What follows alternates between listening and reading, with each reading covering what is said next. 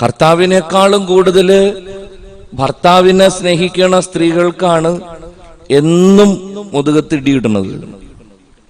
അവരുടെ ജീവിതത്തിൽ കെട്ടിയവൻ കാരണം അവർക്ക് ഉറക്കമുണ്ടാവില്ല, അസ്വസ്ഥതയാ.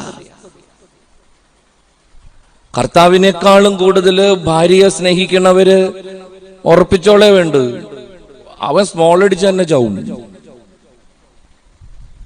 അവന്റെ ജീവിതത്തിൽ ഒരിക്കലും സമാധാനം ഉണ്ടാവില്ല. ഇതിനേക്കാളൊക്കെ ഭീകരമാണ് മൂന്നാമത്തെ കേസ് കേട്ട്. ഈ കർത്താവിനേക്കാളും കൂടുതൽ മക്കളെ സ്നേഹിക്കണ ചില മാതാപിതാക്കളുണ്ട്. വീട്ടിലെ കാര്യങ്ങളൊക്കെ നിശ്ചയിക്കുന്നത് അവരാണുള്ള. എപ്പോ പ്രാർത്ഥന എത്തിക്കണം, ഇന്ന് എന്ത് കറി വെക്കണം, വീട് പണിയുമ്പോ ഏത് പരുവത്തിൽ പണിയണം, ആരെയൊക്കെ വീട്ടിൽ കയറ്റണം, ആരെയൊക്കെ പുറത്ത് നിർത്തണം, ഇന്ന് എവിടെ പോണം, എവിടെ പോവരുത്, ഇമാതിരി സകലമാന കാര്യങ്ങളും ചെയ്യുന്നത്, കുടുംബമാകുന്ന യന്ത്രം തിരിക്കണത് ചില വീട്ടില് പിള്ളേരാണ്. കർത്താവിനേക്കാളും വലിയ സ്ഥാനമാണ് ഇത്തിരി പോന്ന കുഞ്ഞന്മാർക്ക് വീട്ടിലുള്ളത്. ഉറപ്പിക്കണം കേട്ടോ, മറക്കരുത്. കർത്താവിനേക്കാളും കൂടുതൽ മക്കളെ സ്നേഹിക്കുന്ന മാതാപിതാക്കൾ നിശ്ചയമായിട്ടും അവര് കാരണം കണ്ണീരൊടിക്കും. അതങ്ങനെയാണ്. അതെന്താച്ചാ അങ്ങനെയെന്ന് ചോദിച്ചാ കർത്താവിനോട് ചോദിക്കണം. കർത്താവിനേക്കാളും കൂടുതൽ നീ ആരെ സ്നേഹിക്കുന്നുവോ, കർത്താവിനേക്കാളും കൂടുതൽ നീ എന്തിനെ സ്നേഹിക്കുന്നുവോ, മറക്കണ്ട, നിന്നെ അടിക്കാനുള്ള വടി കർത്താവ് അവിടെ തന്നെ ഒടിക്കും. പ്രേമിച്ചു കെട്ടിയവരൊക്കെ കാലാന്തരത്തില് വരയ്ക്കണേന്റെ കാരണവും വേറെ ഒന്നല്ല. കർത്താവിനേക്കാളും പൊക്കത്തായിരുന്നു ഒരു കാലത്ത് പല വ്യക്തിബന്ധങ്ങളും രക്തബന്ധങ്ങളും. Be careful. അബ്രാഹാം തമ്പുരാനോട് പറഞ്ഞു, നീ എനിക്ക് തന്ന എന്റെ ചക്കരമോൻ ഇസഹാക്കിനെയാണ് എനിക്ക് ഏറ്റവും ഇഷ്ടം. കർത്താവ് പറഞ്ഞു, അതിനിങ്ങോട്ട് വയ്ക്കേ, ബലിയർപ്പിക്കേ. പക്ഷെ അബ്രാം ഇടംവലം നോക്കിയില്ലട്ടാ. അയാള് കൊച്ചനെയും പൊക്കി മോറിയായുടെ മുകളിലെത്തി. അബ്രാഹത്തിന് ബലി അർപ്പിക്കേണ്ട വന്നില്ല, നമുക്കറിയാം. പക്ഷെ പരീക്ഷണത്തിൽ വിജയിച്ചു കഴിഞ്ഞപ്പോ ദൈവം അബ്രാഹത്തോട് പറഞ്ഞ ഡയലോഗ് മക്കള് ശ്രദ്ധിച്ചിട്ടുണ്ടാവും. ദൈവം അബ്രാഹത്തോട് പറഞ്ഞു, അബ്രാം, നിന്റെ ഏകമകൻ ഇസഹാക്കിനെ പോലും എനിക്കായി ബലിയർപ്പിക്കാൻ മാത്രം നീ എന്നെ സ്നേഹിക്കണുണ്ടെന്ന് എനിക്ക് മനസ്സിലായി. ഇന്നു മുതൽ നീ അബ്രാം എന്നല്ല അബ്രാഹം എന്ന് വിളിക്കപ്പെടും. നീ അബ്രാം എന്നല്ല അബ്രാഹം എന്ന് വിളിക്കപ്പെടും. അബ്രാഹം സ്നേഹത്തിന്റെ പരീക്ഷണത്തിൽ ജയിച്ച് തന്റെ കുഞ്ഞിനേക്കാളും കൂടുതൽ ഞാൻ നിന്നെ സ്നേഹിക്കുന്നുണ്ടെന്ന് അയാൾ ജീവിതത്തിലൂടെ പ്രവൃത്തിയിലൂടെ കാണിച്ചു കൊടുത്ത്, നീ കഴിഞ്ഞിട്ടേ ഉള്ളൂ കർത്താവേ ബാക്കി എന്തും. അവിടെയാണ് അനുഗ്രഹം വരുന്നത്.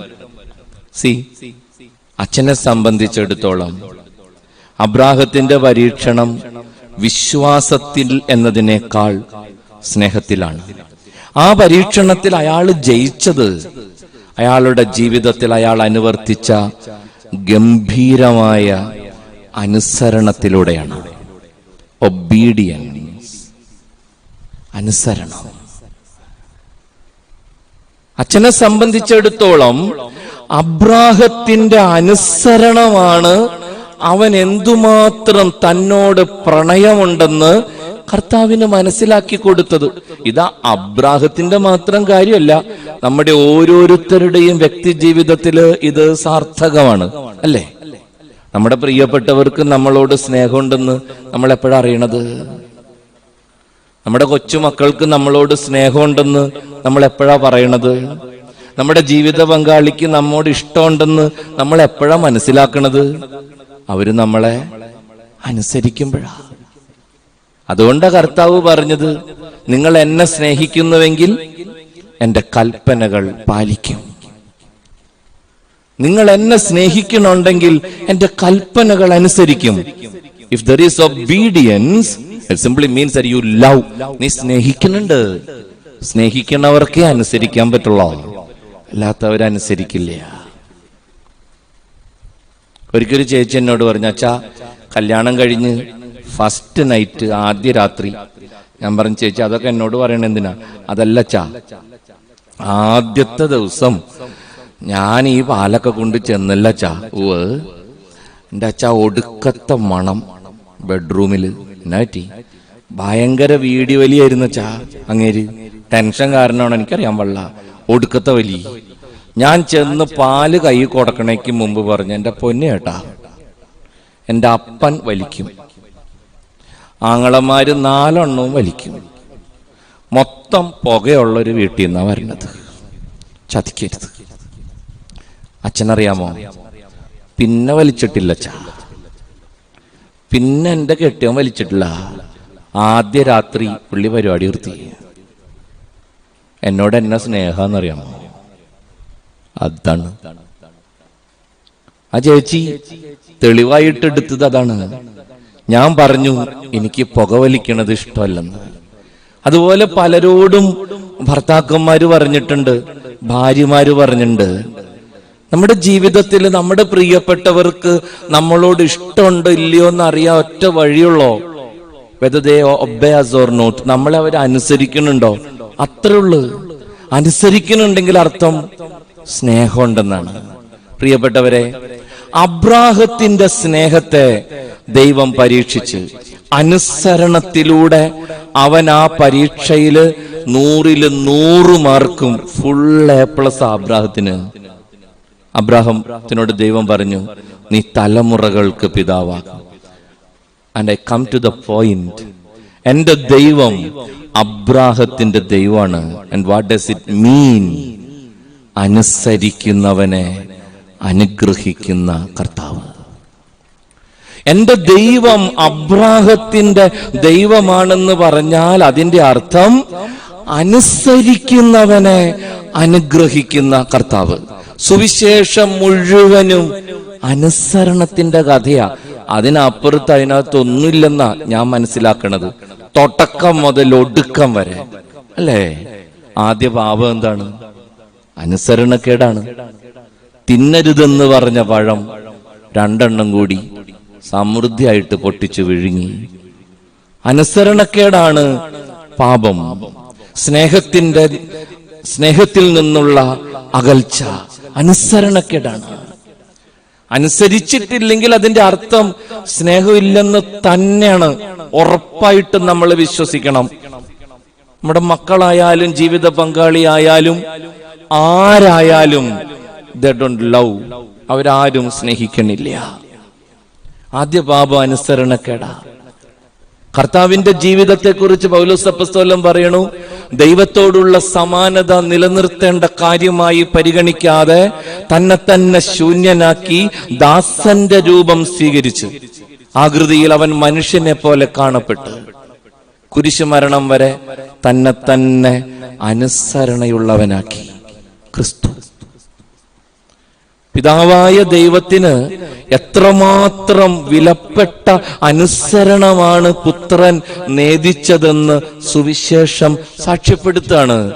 അനുസരണം, കുരിശു മരണത്തോളം അവൻ തന്നെ അനുസരണയുള്ളവനാക്കി. If you obey you will be blessed. നമ്മുടെ കുടുംബജീവിതത്തിൽ വളരെ പ്രധാനപ്പെട്ട ഒരു കാര്യമാണ്. പലപ്പോഴും അച്ഛൻ ബന്ധനത്തെ കുറിച്ച് പറഞ്ഞല്ലോ, അഡിക്ഷൻ, അന്ധമായ ബന്ധനം, അനുസരണമില്ലായ്മ ബന്ധനം തന്നെ. പ്രിയപ്പെട്ടവരെ, അനുസരിക്കാൻ നമുക്ക് ഭയങ്കര മടിയാ. ചിലപ്പോ നമ്മുടെ ഉള്ളിലുള്ള ഈഗോ, നമ്മുടെ പല പല പ്രശ്നങ്ങള്, ഇത് ചിലർക്ക് ഭീകരമായ അടിമത്വമാണ്. നമുക്ക് അഹങ്കാരം ഉണ്ടോ ഇല്ലയോ ഒന്ന് ടെസ്റ്റ് ചെയ്യാനുള്ള വഴിയുണ്ട്. അഹങ്കാരം ഉണ്ടോ എന്ന് ടെസ്റ്റ് ചെയ്യാൻ എന്നിട്ട് വഴി പലതരത്തിലുള്ള ടെസ്റ്റ് ഉണ്ടല്ലോ.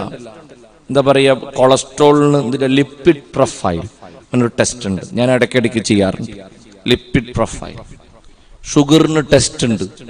പ്രോസ്ട്രേറ്റ് ക്യാൻസർ ഉണ്ടോന്ന് അറിയണമെങ്കിൽ ടെസ്റ്റ് ഉണ്ട്, PSA. അങ്ങനെ ഓരോരോ ടെസ്റ്റ് ഉണ്ടല്ല. അതുപോലെ നമുക്ക് അഹങ്കാരം ഉണ്ടോ ഇല്ലയോ എന്നറിയാനൊരു ടെസ്റ്റ് വളരെ എളുപ്പ. അനുസരിക്കാൻ മടിയുണ്ടാ, ഉറപ്പ് നീ അഹങ്കാരിയാണ്. You are reluctant to obey, അനുസരിക്കാൻ നിനക്ക് മടിയുണ്ടെങ്കിൽ നിനക്ക് അഹങ്കാരമുണ്ട്. അത് ആണായിക്കോട്ടെ, പെണ്ണായിക്കോട്ടെ, അച്ഛനായിക്കോട്ടെ, അൽമായനായിക്കോട്ടെ. അനുസരിക്കാൻ മടിയുണ്ടെങ്കിൽ അഹങ്കാരിയാണെന്നാണ് അർത്ഥം. നമ്മുടെ ഹൃദയത്തിൽ അങ്ങനെ ചില ബന്ധനങ്ങളുണ്ട്. നമുക്ക് അനുസരിക്കാൻ ഭയങ്കര മടിയാ. But if you obey you will be blessed. അധികാരം എന്ന് പറയുന്നത് ദൈവം കൊടുക്കുന്നതാണ്. അതല്ലേ കർത്താവ് പീലാത്തോസിന്റെ അടുത്ത് പറഞ്ഞത്, പൊക്കത്തുനിന്ന് കിട്ടിയില്ലെങ്കിൽ നിനക്ക് എന്റെ മേല് ഒരു കുന്തോ ഇല്ല പീലാത്തോസേ, നിനക്ക് എന്നെ ഒരു ചുക്കും ചെയ്യാൻ പറ്റില്ല. ഉന്നതത്തിൽ നിന്ന് ലഭിച്ചില്ലെങ്കിൽ നിനക്ക് എന്റെ മേൽ ഒരധികാരവുമില്ല. അധികാരമെല്ലാം ദൈവത്തിൽ നിന്നാണ്. പൗലോസ് പറയും, അടിമയായിരിക്കുന്നവൻ അസ്വസ്ഥനാകണ്ട, അധികാരം ദൈവത്തിൽ നിന്നാണ്. നമ്മെ നേർവഴിക്ക് നയിക്കാൻ ദൈവത്താൽ നിയോഗിക്കപ്പെട്ടവനാണ് അധികാരി. And you just obey. Mariyam അനുസരിച്ച് അല്ലേ? ബൈബിളിൽ ഇഷ്ടം പോലെയുണ്ട്. എന്തോരാണ് അനുസരണത്തിന് വല്ല കുറവുണ്ടാ? 13 വയസ്സുള്ളൂല്ലോ ആ പെണ്ണിന് മംഗളവാർത്ത കിട്ടുമ്പോ. 13 വയസ്സ്. എങ്ങനെ പ്രഗ്നന്റ് ആവുന്നു പോലും ആ പാവത്തിന് അറിഞ്ഞൂടാ. അപ്പോഴാണ് മാലാഖ വന്ന് പറയണത്, പെണ്ണെ നീ പ്രഗ്നന്റ് ആവൂട്ടാ. അതെങ്ങനെ? അതന്നെ. മറിയം പറഞ്ഞു, ഓക്കെ, ഇതാ കർത്താവിന്റെ ദാസി. ഫിയാത്ത്. ഇതാ കർത്താവിന്റെ ദാസി. മറിയം അനുസരിക്കുകയാണ്, വേറെ ഒന്നുമില്ല ഇവിടെ. അതുകൊണ്ടാണല്ലോ പറഞ്ഞത്, ആ ഹവ്വായുടെ അനുസരണക്കേട് അവളായിട്ട് അഡ്ജസ്റ്റ് ചെയ്ത് കിട്ടിയെന്ന്. ഹവ്വായുടെ അനുസരണക്കേടിനുള്ള മറുപടിയാണ് മറിയം എന്ന പെണ്ണൊരുത്തിയുടെ അനുസരണം. അവൾ ഏറ്റെടുത്തത് നിസ്സാരമായ സംഗതിയൊന്നുമല്ല. ഇന്ന് ഇതൊക്കെ പറയുമ്പോ ഭയങ്കര എളുപ്പാ. 2000 കൊല്ലം മുമ്പ് നമ്മൾ ആലോചിച്ചു നോക്കിയാൽ നമുക്ക് പേടിയാവും. നമുക്ക്. എങ്ങനെ പറ്റും എന്റെ പ്രിയപ്പെട്ടവരെ? 13 വയസ്സുള്ളൊരു പെണ്ണ് പരിശുദ്ധാത്മാവിനാൽ ഗർഭിണിയായി എന്ന് പറയണേ. ഏത് പരിശുദ്ധാത്മാവ്? എവിടത്തെ പരിശുദ്ധാത്മാവ്? ആർക്ക് മനസ്സിലാവൂന്ന പറയണത്? ഇപ്പൊ പോലും ഇത് പിടികിട്ടണില്ല മനുഷ്യന്. ഇത് എങ്ങനെ എന്റെ കർത്താവേ, അങ്ങനെ എന്റെ മോനെ എന്ന് തമ്പുരാൻ പറയും. അത്രേ ഉള്ളു, അതിനപ്പുറത്തൊന്നുമില്ല. അവള് പറഞ്ഞ്, ഫിയാത്ത്, ഇതാ കർത്താവിന്റെ ദാസി, നിന്റെ ഇഷ്ടം പോലെ നടക്കട്ടെ. അനുസരണം.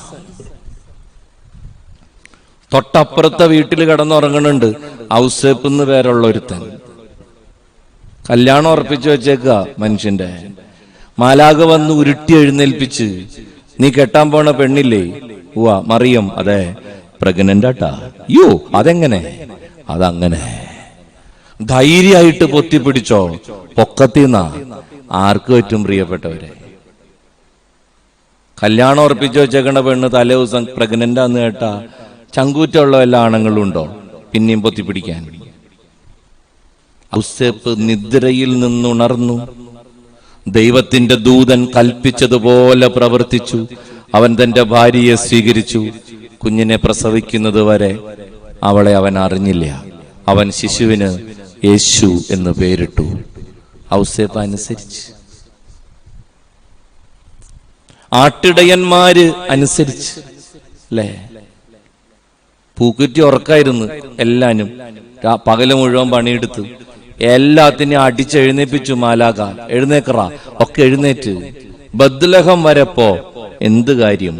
സർവജനത്തിനും വേണ്ടിയുള്ള മഹത്തായ സന്തോഷത്തിന്റെ സദ്വാർത്ത പിള്ളക്കച്ച കൊണ്ട് പൊതിഞ്ഞൊരു കൊച്ചനെ കെടുത്തിയേക്കണത് നിങ്ങൾ കാണും. ആട്ടിടയർ എഴുന്നേറ്റ് പരസ്പരം പറഞ്ഞ്, നമുക്ക് ബദ്ലഹം വരെ പോകാം. കർത്താവ് നമ്മോട് പറഞ്ഞത് എന്തെന്ന് അവിടെ ചെന്ന് കാണാം. അവരും അനുസരിച്ച്. 3 അണ്ണന്മാര് എവിടെന്നോ കുറ്റിയും പറിച്ചു വന്നുണ്ട്. രാജാക്കന്മാര്. ഒരു കറുത്തതും 2 വെളുത്തതും. മാലാഖ വട്ടം നിന്ന്, നക്ഷത്രം കണ്ടോ? പിന്നാലെ പോയിക്കോ. എവിടേക്ക്? അങ്ങനെ ചോദിക്കണ്ട. നക്ഷത്രം എവിടേക്കാണോ അവിടേക്ക്. അവര് നക്ഷത്രത്തിന്റെ പിന്നാലെ ചെന്ന് കാലിത്തൊഴുത്തിന്റെ മുകളിൽ നക്ഷത്രം നിന്ന് അകത്ത് കടന്ന് അവർ ഉണ്ണിയേശുവിനെ കണ്ട്. അനുസരണം. ബൈബിള് മുഴുവനും അതാണ്, ഒബീഡിയൻസ്, അനുസരണം. ആരൊക്കെ കർത്താവിനെ അനുസരിച്ചോ അവർക്കൊക്കെ അമർത്തി കുലുക്കി നിറച്ചളന്ന് കർത്താവ് ഇട്ടുകൊടുത്ത്. മറിയം അനുസരിച്ച്, ഔസേപ്പ് അനുസരിച്ച്, ആട്ടിടയരനുസരിച്ച്, പൂജരാജാക്കന്മാരനുസരിച്ച് എന്തുണ്ടായി? ക്രിസ്മസ് ഉണ്ടായി. ഉണ്ണി പിറന്നെന്ന പറയണത്, ദൈവം വന്നെന്ന പറയണത്. അനുസരണയുള്ള മക്കൾ ഏതു കുടുംബത്തിലുണ്ടോ, അനുസരണയുള്ള മക്കൾ ഏത് സമൂഹത്തിലുണ്ടോ അവിടെ ദൈവം അത്ഭുതം പ്രവർത്തിക്കും. അബ്രാഹത്തിന്റെ ഈ അനുസരണത്തെ പിൻപറ്റിയാണ് ഗംഭീരമായ വചനം പറഞ്ഞത്. അനുസരണം ബലിയേക്കാൾ ശ്രേഷ്ഠാണ്. സമൂവേൽ രാജാവിന് പറ്റിയ പറ്റതാണ്. അവൻ എലീശയ്ക്ക് വേണ്ടി കാത്തു നിന്നില്ല. എലീശ പ്രവാചകൻ വരാൻ വൈകുന്നത് കണ്ടപ്പോ അവൻ കേറി അങ്ങ് പുരോഹിതനായി, അവൻ കേറി ബലിയർപ്പിച്ച്. അവൻ പറഞ്ഞു, അങ്ങ് വൈകുന്നത് കണ്ടപ്പോ എനിക്ക് പിടിച്ചു നിൽക്കാൻ പറ്റിയില്ല, അതുകൊണ്ടാ ജനം നിർബന്ധിച്ചപ്പോ ഞാനങ്ങ് താങ്ങിയത്. എലീശ പറഞ്ഞു, അനുസരണം ബലിയേക്കാൾ ശ്രേഷ്ഠം. അനുസരിക്കണം പ്രിയപ്പെട്ടവരെ. ആൾത്താര പറയണത് അനുസരിക്കണം, ആത്മീയര് പറയണത് അനുസരിക്കണം, ജീവിത പങ്കാളി പറയണത് അനുസരിക്കണം, മാതാപിതാക്കള് പറയുന്നത് അനുസരിക്കണം. ചില സമയത്ത് മക്കളുടെ വാക്കുകൾക്കും വില കൊടുക്കണം. അതിനേക്കാളും ഭീകരമാണ് അവസാനത്തെ കേസ്. ചില സമയത്തുണ്ടല്ലോ, നമുക്ക് ഒരു നിലയും വിലയും ഇല്ലാത്ത മനുഷ്യര് പറഞ്ഞാലും നമ്മൾ കേൾക്കണം. ബൈബിളിലുണ്ട് ബാലാമിന്റെ കഴുതയാണ് ബാലാമിനോട് പറഞ്ഞത്, മുമ്പോട്ട് പോണത് റിസ്ക് ആണ്, ദൈവത്തിന്റെ ദൂതൻ വാള് ഉരിപ്പിടിച്ച് നിപ്പുണ്ട്. ചില നേരത്ത് കഴുത പറഞ്ഞാലും കേൾക്കണം. ബൈബിൾ അതാ പറയണത്. ചില സമയത്ത് കഴുത പറഞ്ഞാലും കേൾക്കണം. ദൈവം ആരിലൂടെ എന്തിലൂടെ നിനക്കാവശ്യമായത് പകരുമെന്ന് പറയാൻ പറ്റില്ല. അനുസരിക്കുന്നവരെ അനുഗ്രഹിക്കുന്ന ദൈവത്തിന്റെ പേരാണ് അബ്രാഹത്തിന്റെ ദൈവം. If you obey you will be blessed. ദൈവം നമ്മോട് പറയണതൊക്കെ ചിലപ്പോ നമുക്ക് പിടികിട്ടൂല. മാതാപിതാക്കളോട് മറുതലിക്കുന്ന മക്കളുണ്ട്, മക്കളോട് മറുതലിക്കുന്ന മാതാപിതാക്കളും ഉണ്ട്. വീട്ടിലെന്നും ഗുസ്തിയാ. കെട്ടിയോള് പറയണത് കെട്ടിയോൻ കേൾക്കില്ല, കെട്ടിയോൻ പറയണത് കെട്ടിയോളും കേൾക്കില്ല. ചിലപ്പോഴൊക്കെ അങ്ങനെ സംഭവിക്കും. ഭയങ്കര അവസ്ഥകൾ ഉണ്ടാവാറുണ്ട്. നമ്മുടെ പ്രിയപ്പെട്ടവരിലൂടെ കർത്താവ് നമ്മോട് ആവശ്യപ്പെടുന്ന കാര്യങ്ങൾ അനുസരിക്കാൻ ചിലപ്പോ നമ്മെ കൊണ്ട് പറ്റുകയില്ല. കാരണം വേറൊന്നുമല്ല, നമുക്കത് അങ്ങോട്ടും മനസ്സിലാവണില്ല. ഞാൻ ഈശോയോട് പറഞ്ഞു, അതെന്താ ചില നേരത്ത് നീ ഇങ്ങനെ ഒരിടവും ഇല്ലാത്ത കാര്യങ്ങൾ എന്നോട് പറയണത്? എനിക്ക് പലപ്പോഴും നീ ആവശ്യപ്പെടുന്നത് മനസ്സിലാവണില്ല, അതുകൊണ്ട് തന്നെ അനുസരിക്കാനും ബുദ്ധിമുട്ടുണ്ട്. എന്റെ കർത്താവ് എന്നോട് പറഞ്ഞത് അങ്ങനെ. നീ ഒരു കാര്യം മനസ്സിലാക്കണം, നിന്റെ ട്രാക്കല്ല എന്റെ ട്രാക്ക്. നീ വിചാരിക്കുന്നത് പോലെ അല്ല ഞാൻ നിന്നോട് പലത് ആവശ്യപ്പെടുക. അങ്ങനെയാണ്. കർത്താവിന് അങ്ങനെ ഒരു കുഴപ്പമുണ്ട്. നമ്മൾ വിചാരിക്കണ പോലെ. അതുകൊണ്ടാണല്ലോ യേശയ്യ പറയുന്നത്, എന്റെ ചിന്തകൾ നിങ്ങളുടേതുപോലെയല്ല, നിങ്ങളുടെ ചിന്തകൾ എന്റേതുപോലെയുമല്ല. ആകാശം ഭൂമിയേക്കാൾ ഉയർന്നു നിൽക്കുന്നത് പോലെ എന്റെ ചിന്തകളും പ്രവൃത്തികളും നിങ്ങളുടേതിനേക്കാൾ വ്യത്യസ്തമാണ്. ദൈവം ചില സമയത്ത് നമ്മോട് ആവശ്യപ്പെടുന്നത് പലതും നമുക്ക് ചിലപ്പോ മനസ്സിലാവില്ല, ഉൾക്കൊള്ളാൻ പറ്റില്ല, അനുസരിക്കാനും ഒക്കില്ല. ഇങ്ങനൊരു കുഴപ്പം ദൈവത്തിനുണ്ട്. ബൈബിളിൽ നാമാൻ നെയ്മൻ അല്ലച്ചാ നെയ്മ് അങ്ങനെയല്ലേ പറയാ? ഒക്കെ ഒന്ന് തന്നെ, പല ബൈബിളിലെ വ്യത്യാസങ്ങളേ ഉള്ളൂ. എന്റെ ബൈബിളിൽ നാമാൻ എന്നാണ്. അങ്ങേരോട് കർത്താവ് എന്താ പറഞ്ഞേ? 7 പ്രാവശ്യം ജോർദാൻ നദിയിൽ മുങ്ങി പൊങ്ങി പോണം. ചില്ലറ പണിയല്ലത്. 7 പ്രാവശ്യം മുങ്ങി പൊങ്ങണം. അയാള് കുഷ്ഠരോഗിയാണ്. എലീഷ അയാളോട് പറഞ്ഞ്, ഓൺ ദ വേ ബാക്ക്, തിരിച്ചു പോകുമ്പോ നീ ജോർദാൻ നദിയില് 7 പ്രാവശ്യം മുങ്ങി പൊങ്ങി കുളിച്ചു പോണം. ഓക്കെ, നാമാൻ ആദ്യം മുങ്ങിയില്ലെന്നാ പറയണേ. നാമാൻ മുങ്ങാതിരുന്നതിന്റെ കാരണവും ഒരുപക്ഷെ നിങ്ങൾക്കറിയാം. നാമാനോട് മുങ്ങാൻ പറഞ്ഞ സ്ഥലം ജോർദാൻ ചാവുകടലിൽ ലയിക്കുന്ന സ്ഥലമാണ്. ഒടുക്കത്ത് ഉപ്പാണ്, ഭീകരമായ ലവണമാണ്. ശരീരം മുഴുവനും നാമാന് വ്രണമാണ്. ശരീരം മുഴുവനും തൊലിയില്ലാത്ത ഒരുത്തൻ കട്ടുപ്പുള്ള വെള്ളത്തിൽ മുങ്ങുമ്പോ അനുഭവിക്കുന്ന സുഖം സാമാന്യ ബോധമുള്ളവർക്ക് മനസ്സിലാവും. ഭീകരമായ ഉപ്പില അയാൾക്ക് മുങ്ങേണ്ടത്. അയാൾ മുങ്ങില്ല. അയാൾ ഭൃത്യന്മാരോട് പറയുന്നുണ്ട്, സിറിയയിൽ ചെന്നിട്ട് മുങ്ങാം, അവിടെ അടിപൊളി നദികളുണ്ട്. ഏതാണ്ട് നദിയുടെ പേരൊക്കെ പുള്ളി പറയുന്നുണ്ട്. അവിടെ നല്ല വെള്ളം ഒഴുകണ നദിയുണ്ട്, അവിടെ പോയി കുളിച്ചാ പോരെ. ഈ ഉപ്പുവെള്ളത്തിൽ തന്നെ കുളിക്കണമെന്ന് എന്തത്ര നിർബന്ധം? ഭൃത്യന്മാരാണ് നാമാനോട് പറഞ്ഞത്, അങ്ങനെയല്ല യജമാന, ഇവിടെ മുങ്ങാനല്ലേ പറഞ്ഞത്, ഒന്ന് മുങ്ങിട്ട് പോവാ, കിട്ടിയാ കിട്ടി, പോയാ പോയി. അങ്ങനെ അയാള് വണ്ടി തിരിച്ച് വരികയാണ്. അങ്ങനെയാ മുങ്ങണേ പുള്ളി. 6 പ്രാവശ്യം മുങ്ങി, ഒരു ചുക്ക് നടന്നില്ല. നമുക്കറിയാല, 6 പ്രാവശ്യം നിന്ന് തുള്ളാണ് നാമാൻ. ഒടുക്കത്തെ നീറ്റലാണ്, ശരീരം മുഴുവനും വ്രണമാണ്, വിത്തവിട്ടാ മുങ്ങണത്. നദീതീരത്തിരുന്ന് ഭൃത്യന്മാര് നമ്പർ എടുത്തുണ്ടാവും, എണ്ണം പിടിക്കണല്ലോ. 6 അല്ല 7 അല്ലേ പറഞ്ഞിരിക്കണേ. 6 പ്രാവശ്യം നമ്പർ ഇട്ട ഭൃത്യന്റെ അവസ്ഥ നിങ്ങളൊന്ന് ആലോചിച്ച് നോക്ക്. മുങ്ങണത് ചില്ലറ മുതലല്ല, അസീറിയൻ സൈന്യത്തിന്റെ സർവ്വസൈന്യാധിപനാ. ഈ ചെകുത്താൻ കയറി വന്ന് വാളൂരി വീശിയ എല്ലാത്തിന്റെയും തല പോവും. പേടിച്ച് വിറച്ചാണ് അവർ 6 വരെ എണ്ണിയത്. പക്ഷെ 7ാമത്തെ എണ്ണിപ്പോ ബൈബിളിൽ നമ്മൾ വായിക്കും, യവന്റെ ശരീരത്തിലെ തൊലി അപ്പ ജനിച്ച കൊച്ചിന്റെ പോലെ സ്നിഗ്ധമായി എന്നാ പറയണേ, മൃദുവായി എന്നാ പറയണേ. 7 പ്രാവശ്യം മുക്കി കർത്താവ്. ഞാൻ തമ്പുരാനോട് ചോദിച്ചു, സുഖപ്പെടുത്താൻ നിനക്ക് ഉദ്ദേശം ഉണ്ടെങ്കിൽ ഈ 7 പ്രാവശ്യം മുക്കി എന്തിനാ? 1 പ്രാവശ്യം 2 പ്രാവശ്യമൊക്കെ അഡ്ജസ്റ്റ് ചെയ്തൂടെ? അല്ല, ഈ ജോർദാനില് ഈ കട്ടുപ്പി തന്നെ ഈ പാവത്തിനെ ഒറയിലിടണം എന്തിനാ? എന്തെങ്കിലും അഡ്ജസ്റ്റ്മെന്റ് ചെയ്തൂടെ? എന്റെ ദൈവം എന്നോട് പറയും, നിനക്കത് മനസ്സിലാവില്ല.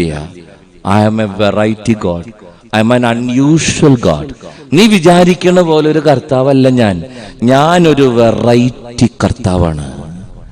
നിനക്ക് എന്നെ പിടികിട്ടില്ല പലപ്പോഴും. പക്ഷെ ഒരു കാര്യം ഞാൻ പറയാം, കർത്താവ് പറഞ്ഞ്, പറയണത് അങ്ങോട്ട് കേട്ടാണ്ടില്ല, അത്ഭുതം അച്ചിട്ടാണ്. പറയണത് നീ അങ്ങ് അനുസരിച്ചാൽ, ഇടം വലം നോക്കാതെ, അഹങ്കാരവും ദുരഭിമാനവും സ്വാർത്ഥതയും ഒക്കെ മാറ്റിവെച്ച്, if you obey, if you sublimate, നീ അനുസരിച്ചാൽ, നീ വിധേയപ്പെട്ടാൽ, ഒരു സംശയം വേണ്ട മോനെ, അത്ഭുതം പിന്നാലെ വരും. നാമാന്റെ ജീവിതം അതാ പറയണേ. കർത്താവിന്റെ അടുത്തൊരു കണ്ണുപൊട്ടൻ വന്നുണ്ടല്ലോ. അയാള് നിലവിളിച്ച് ബഹളം വെച്ച് ഒച്ചപ്പാടൊക്കെ ഉണ്ടാക്കി. അടുത്തു നിന്നവര് മിണ്ടാണ്ടിരിക്കാൻ പറഞ്ഞു. എന്നാലും അണ്ണൻ അലറി വിളിച്ച്, യേശുവേ ദാവീദിന്റെ പുത്ര, എന്റെ മേല് കനിയണേ.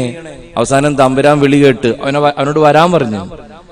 ആൾക്കാര് പറഞ്ഞു, എടാ നിന്നെ വിളിക്കുന്നുണ്ട്. അയാൾ തുള്ളിച്ചാടി ചെന്ന് കർത്താവൻ ചോദിച്ചു, നിനക്ക് എന്താ വേണ്ടത്?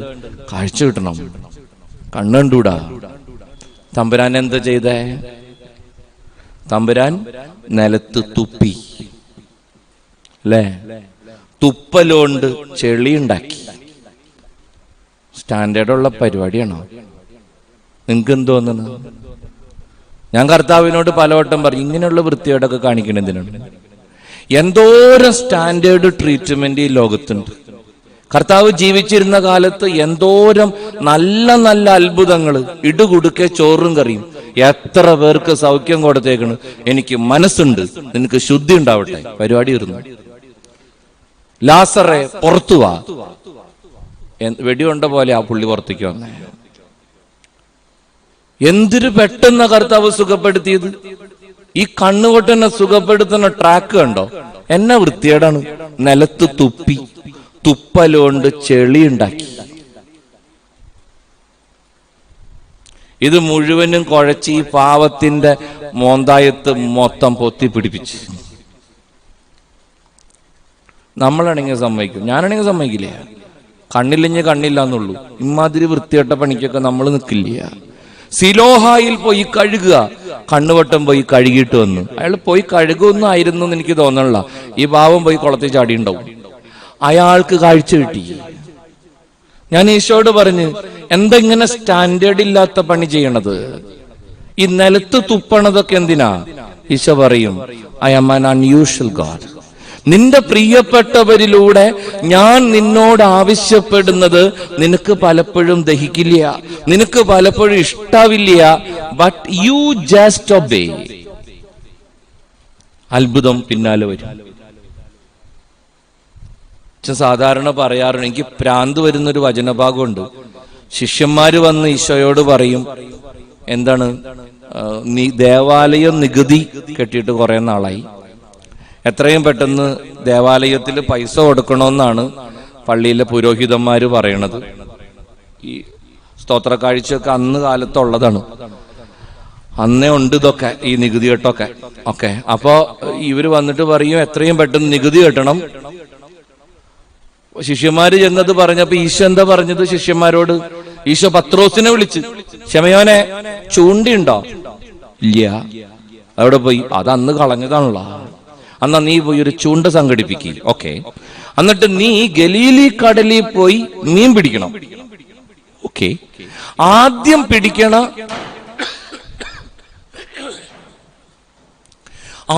പിടിക്കണം മീന്റെ വായല് തുറന്നു നോക്കണം, വായ തുറന്നു നോക്കണം. ഓക്കെ, അപ്പൊ അതിന്റെ ഉള്ളില് ഒരു നാണയം ഇരിക്കുന്നത് നീ കാണും, ഒരു ദ്രാഗ്മ കോയിൻ കാണും. ഓക്കെ, അതെടുത്ത് പത്രോസെ, എനിക്കും നിനക്കും വേണ്ടി ദേവാലയം നികുതി കെട്ട്. പള്ളിയില് സ്തോത്ര കാഴ്ച കൊടുക്കുന്ന ട്രാക്കാണ് ഈ പറയണത്. ചൂണ്ടിയുണ്ടാക്കണം, ഗലീലി കടലിൽ പോയി മീൻ പിടിക്കണം, ആദ്യം പിടിക്കണം മീന്റെ വായ തുറന്ന് നോക്കണം, അപ്പൊ അതിന്റെ ഉള്ളിൽ ഒരു നാണയം ഇരിക്കണത് നീ കാണും. അതെടുത്ത് എനിക്കും നിനക്കും വേണ്ടി ദേവാലയം നികുതി കെട്ട്. ഞാൻ രണ്ട് കൈയും ചുരുട്ടി പിടിച്ചിട്ടാ ചോദിച്ചത്, നിനക്ക് വട്ടുണ്ടോ കർത്താവേ? എന്റെ പ്രശ്നം വേറെ ഒന്നല്ല, ഇത് ഈ മീന്റെ വായയിൽ കൊണ്ടുവച്ച നേരം പോക്കറ്റിൽ ഇട്ടൂടെ? ചൂണ്ടിണ്ടാക്കണം, മീൻ പിടിക്കണം, മീന്റെ വായ തുറന്ന് നോക്കണം, അതെടുത്തോണ്ട് പോയി നികുതി കെട്ടണം. ഇമാതിരി പങ്കപ്പാട് വല്ലതും ഉണ്ടോ? ഈ സാധനം പോക്കറ്റിലുണ്ടെങ്കിൽ എന്നാ പത്രോസേ, 1 രൂപ നീ കൊണ്ടുപോയി കാശ് കൊടുക്ക്. എന്റെ ദൈവം അങ്ങനെയാണ്. Is an unusual God. ഒരു വെറൈറ്റി തമ്പുരാനാ. നമ്മുടെ എല്ലാവരുടെയും ജീവിതത്തിൽ ഈ അനുഭവം ഉണ്ട്. വിശ്വാസമുള്ളവര് ചിന്തിച്ചു നോക്കിയാൽ പിടികിട്ടും. നമുക്ക് അല്പം പോലും മനസ്സിലാക്കാൻ സാധിക്കാത്ത വഴിയിലൂടെ നമ്മുടെ ദൈവം സഞ്ചരിക്കും. നമുക്ക് ഒരിക്കലും അത് ഉൾക്കൊള്ളാൻ പറ്റില്ല. നമ്മുടെ മാതാപിതാക്കളിലൂടെയോ, നമ്മുടെ ജീവിത പങ്കാളിയിലൂടെയോ, നമ്മുടെ മക്കളിലൂടെയോ, നമ്മുടെ അധികാരികളിലൂടെയോ പലപ്പോഴും ദൈവം നമ്മോട് ആവശ്യപ്പെടുന്നത് നമുക്ക് പലപ്പോഴും ദഹിക്കില്ല. പക്ഷെ കർത്താവ് പറയും, യു ജസ്റ്റ് ഒബേ, നീ അനുസരിക്കുക, ബാക്കി ഞാൻ ചെയ്തോളാം. എന്റെ ദൈവം അബ്രാഹത്തിന്റെ ദൈവമാണ്. അനുസരിക്കുന്നവനെ അനുഗ്രഹിക്കുന്ന കർത്താവ്. If you obey you will be blessed. Hallelujah. എന്റെ ദൈവം യാക്കോബിന്റെ ദൈവമാണ്. സമയം അതുകൊണ്ട് വേഗം പോവാണ് അച്ഛൻ. My God is God of Isaac. ഇസഹാക്കിന്റെ ദൈവം. ഇസഹാക്കിന്റെ ദൈവം എന്ന് വെച്ചാൽ ആരാന്നറിയോ? ഇസഹാക്കിന്റെ ദൈവം, ഇസഹാക്കിനെ അബ്രാഹം മോറിയായില് ബലി കഴിക്കാൻ കൊണ്ടുപോയല്ലോ. സത്യമായിട്ടും അബ്രാഹം കൊണ്ടുപോയത് അറക്കാൻ തന്നെയാണ്. ഉറപ്പായിട്ടും ഇയാൾ കൊല്ലും. അങ്ങനെയാണ് ബൈബിള് പഠിക്കുന്നവര് പറയണേ. കാരണം പണ്ടേ ഹൃദയത്തിലിട്ട് അയാൾ കൊച്ചിനെ കൊന്നു. മുകളിൽ ചെന്ന് അറക്കണ പണി മാത്രമേ ഉള്ളൂ. അത് അയാള് യന്ത്രം കണക്കെ ചെയ്യും, ഉറപ്പായിട്ടും ചെയ്യും. അയാൾ കൊന്നിരിക്കും. അത്രമാത്രം ഉറപ്പിച്ചാണ് അയാൾ മോറിയ മല കയറണത്. അബ്രാഹം മുകളിൽ ചെന്ന് കൊച്ചന്റെ കൈയും കാലും കെട്ടി ബലിപീഠത്തിൽ കമത്തിയിട്ട് കത്തി കയ്യിലെടുത്തി. അബ്രാഹം പൊക്കിപ്പിടിച്ച കത്തിക്കും കൊച്ചന്റെ കഴുത്തിനും തമ്മിൽ വലിയ ഗ്യാപ്പൊന്നും ഉണ്ടായില്ല. പറഞ്ഞ നേരം കൊണ്ട് പരിപാടി തീരും. പക്ഷെ നമുക്കറിയാം, അബ്രാഹം കത്തിപ്പൊക്കിയ ക്ഷണം, അബ്രാഹം കത്തിപ്പൊക്കിയ ക്ഷണത്തില് ദൈവത്തിന്റെ ദൂതൻ അബ്രാഹത്തിനെ വിളിച്ചു, അബ്രാം കൊല്ലരുത്. അച്ഛനെ സംബന്ധിച്ചിടത്തോളം ഇസഹാക്കിന്റെ ജീവിതം രക്ഷപ്പെട്ടത് തലനാരഴയ്ക്കാണ്. തലനാരഴയ്ക്ക്. വേദശ ക്ലാസ്സിൽ കൊച്ചൻ ചോദിച്ച പോലെ മാലാഖം വരാൻ 2 മിനിറ്റ് വൈകിയിരുന്നെങ്കിൽ പണിവാളിയനെ. ഭയങ്കര റിസ്കാ കർത്താവ് എടുത്തത്. പക്ഷെ നമ്മൾ ബൈബിള് പഠിക്കുമ്പോ മനസ്സിലാക്കണു, തക്ക സമയത്ത് കൃത്യസമയത്ത് ദൈവത്തിന്റെ ദൂതൻ അബ്രാഹത്തിനെ വിളിച്ചു.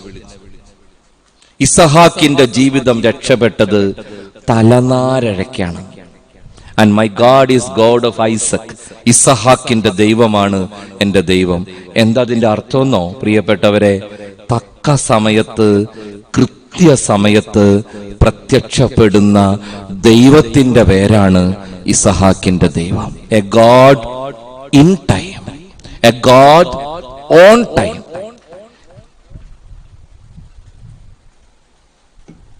കൃത്യസമയത്ത് പ്രത്യക്ഷപ്പെടുന്ന കർത്താവിന്റെ പേരാണ് ഇസഹാക്കിന്റെ ദൈവം.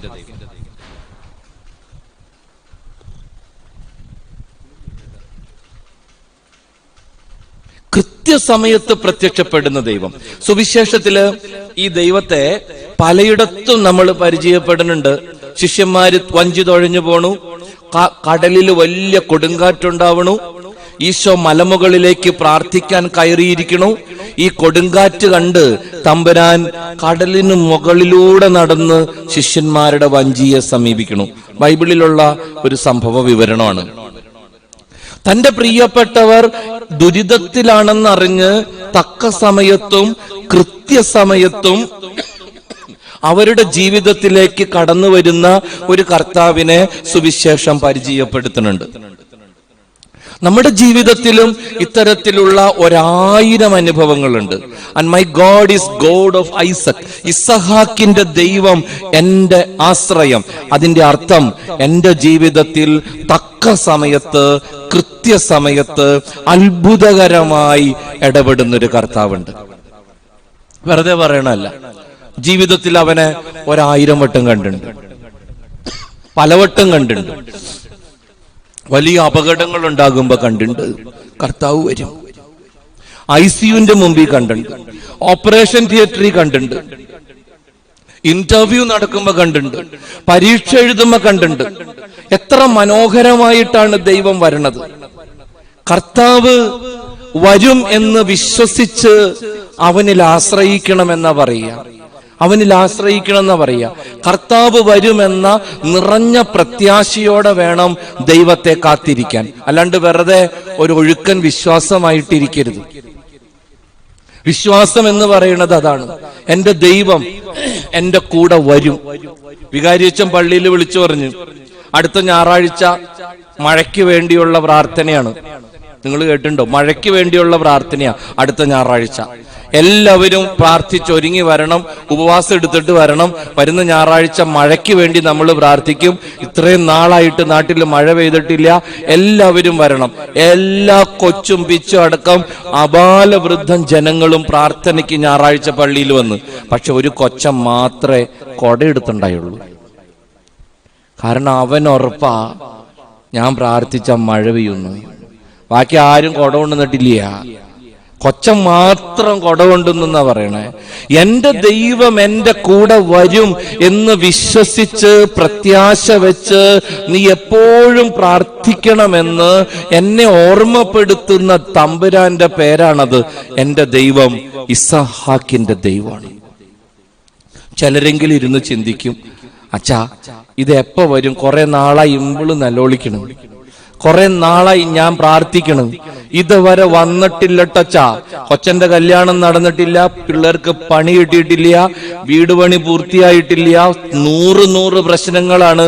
തമ്പുരാൻ എന്താ ഇത്രയും നാളായിട്ട് വരാത്തത്? ഇനി സ്വർഗത്തിലെങ്ങാനും ബന്ധോ ഹർത്താലോ വല്ല വാഹന പണിമുടക്കോ അങ്ങനെ വല്ലതുണ്ടോ? അതാണോ എത്താത്തത്? ചിലര് പരിഹസിക്കും, ചിലര് കുറ്റം പറയും. എന്താ ദൈവം വരാത്തത്?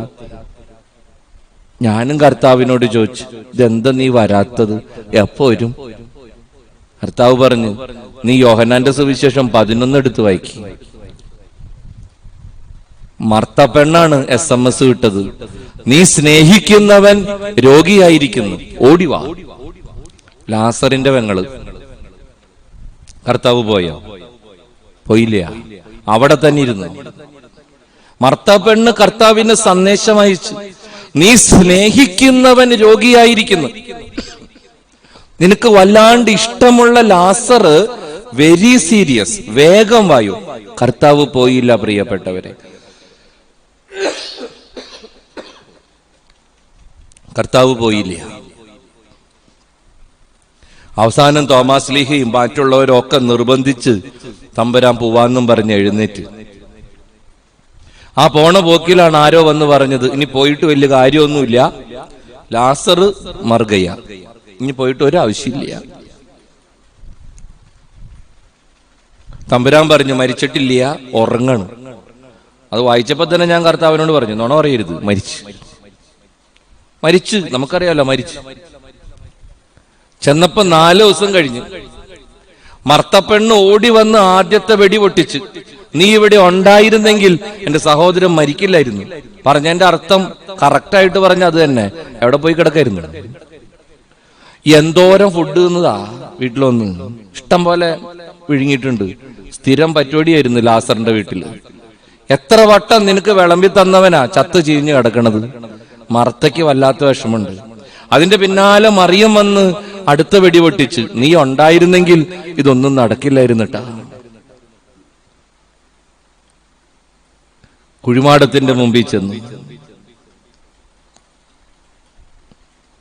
ലാസറെ പുറത്തു വാ.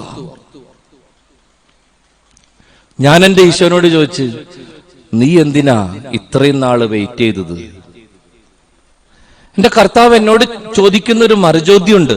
ഈശോ ചോദിച്ച ചോദ്യം അങ്ങനെയാ, എടാ എന്റെ സ്നേഹിതൻ ലാസറിന് രോഗം വരണോന്ന്, എന്റെ സ്നേഹിതൻ ലാസറിന് രോഗം വരണോന്ന്, അവന്റെ രോഗം മൂർച്ഛിക്കണമെന്ന്. സമൂഹത്തിന്റെ മുമ്പിൽ ഞാനും ആ കുടുംബവും തമ്മിലുള്ള ബന്ധം, അടുപ്പം ചോദ്യം ചെയ്യപ്പെടണമെന്ന്, ആ മക്കളുടെ വിശ്വാസം ചഞ്ചലപ്പെടണമെന്ന്, സമൂഹത്തിന്റെ മുമ്പിൽ ആ കുടുംബം നാണം കെടണമെന്ന്, ലാസർ മരിച്ചു ചീയണമെന്ന്. 4-ാം ദിവസം അവന്റെ കുഴിമാടത്തിന്റെ മുമ്പിൽ ചെന്ന് നിന്ന് അത്ഭുതകരമായ തിരുവചനത്താൽ അവന് വീണ്ടും ജീവൻ നൽകണമെന്ന്. എന്റെ മനസ്സിലൊരു പദ്ധതി ഉണ്ടെങ്കിൽ, ഞാൻ വൈകിയതിന്റെ പേര് പറഞ്ഞ് എന്നെ കുറ്റപ്പെടുത്താനും എന്നെ പഴി പറയാനും പരിഹസിക്കാനും നിനക്കെന്ത് അവകാശം? കർത്താവ് ചോദിക്കണ മറുചോദ്യം അത്. എന്റെ ലാസറിന് രോഗം വരണമെന്നും രോഗം മൂർച്ഛിക്കണമെന്നും ആ കുടുംബത്തിന്റെ വിശ്വാസം, ആ കുടുംബത്തിന് എന്നോടുള്ള സ്നേഹം എല്ലാം ചോദ്യം ചെയ്യപ്പെടണമെന്നും, സമൂഹത്തിന്റെ മുമ്പിൽ ആ കുടുംബം വല്ലാണ്ട് നാണം കെടണമെന്നും. പക്ഷെ അവസാനം അത്ഭുതകരമായ ഉദ്ധാനത്തിലൂടെ കൽപ്പാന്തകാലത്തോളം ലാസറും അവന്റെ പെങ്ങന്മാരും ആ കുടുംബവും സ്മരിക്കപ്പെടണമെന്നും എന്റെ മനസ്സിലൊരു പദ്ധതി ഉണ്ടെങ്കിൽ, അവന് രോഗം വന്നപ്പോ തന്നെ ഞാൻ ഓടിച്ചെന്നില്ലെന്നും പറഞ്ഞ് എന്നെ കുറ്റപ്പെടുത്താൻ നിനക്കെന്ത് അവകാശം? കർത്താവ് ചോദിക്കണ ചോദ്യമാണത്. കർത്താവ് വരാൻ വൈകുന്നത് അവൻ ഒരിക്കലും നമ്മളെ മറന്നിട്ടല്ല.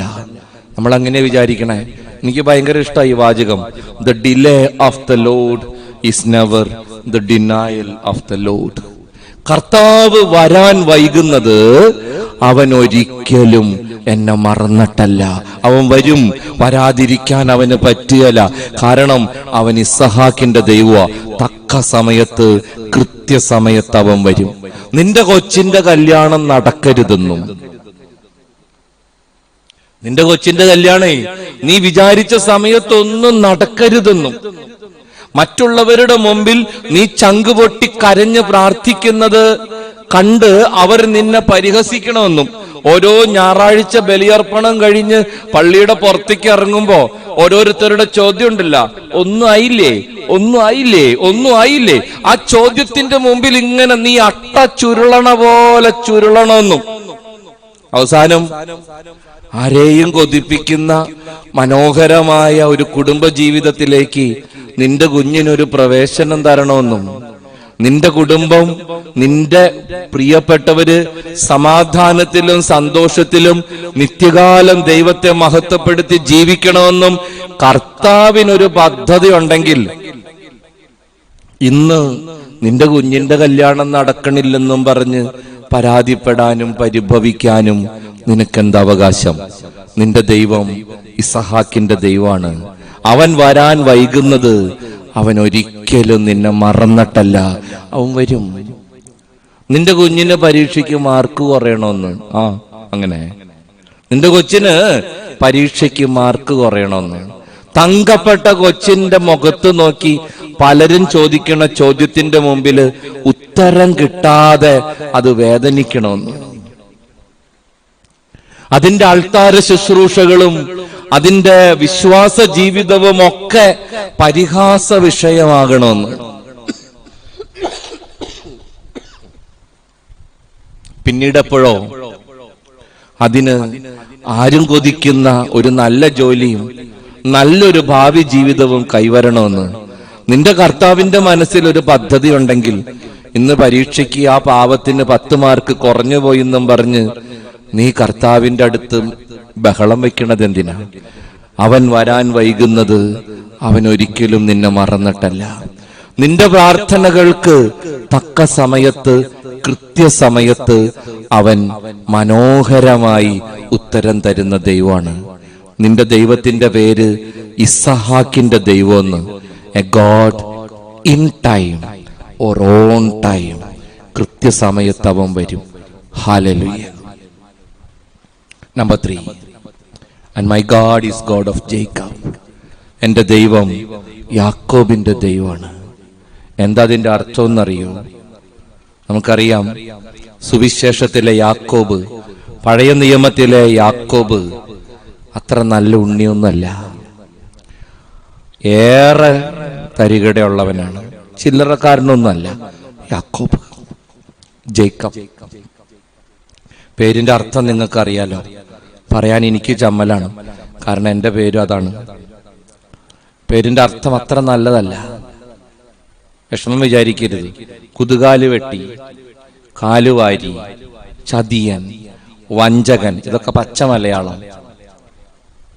യാക്കോബിനെ സ്നേഹിക്കണവര് അല്പം മയപ്പെടുത്തി പറയും ഉബായി, സൂത്രക്കാരൻ എന്നതിന്റെ വ്യാഖ്യാനം. യാക്കോബ് എന്ന പേരിന്റെ അർത്ഥം അതാണ്. കുതുകാല് വെട്ടി, കാലുവാരി, ചതിയൻ, വഞ്ചകൻ, ഉബായി. പേരെങ്ങനെ ഉണ്ടായെന്ന് നിങ്ങൾക്കറിയാലോ. ഇവൻ രണ്ടാമതായിരുന്നല്ലേ പറയണത്. ആദ്യത്തെ ഏസാവ് അല്ലെ, റബേക്ക കണ്ട് മൂത്തത് പുറത്തേക്ക് വന്നപ്പോ രണ്ടാമത്തവൻ മൂത്തവന്റെ കാലെ പിടിച്ചോണ്ടാ വന്നതത്രേ. അങ്ങനെ കാലെ പിടിച്ച് പുറത്തേക്ക് വന്നവന് കാലുവാരി എന്നർത്ഥമുള്ള ജാക്കോബുസ് എന്നവള് പേരിട്ട്. ജേക്കബ് ലോകതരികടയാണ്. എന്തോരം പോരായ്മകൾ അവന്. പയറുവായസം, രോമക്കുപ്പായം, ഇതൊക്കെ പുള്ളിയുടെ കണ്ടുപിടുത്തങ്ങളല്ലേ.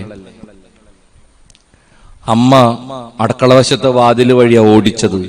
ചേട്ടന്റെ കയ്യിൽ നിന്ന് അടി ഉറപ്പാണ്, നീ രക്ഷപ്പെട്ടോ.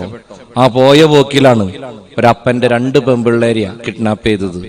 ലാബാൻ കണ്ണടച്ചു തുറക്കണേക്ക് മുമ്പ് അവന്റെ 2 പെമ്മക്കള് യാക്കോബിന്റെ കയ്യിലിരുന്നു. അങ്ങനെയാണ് ബൈബിളിൽ പറയണത്.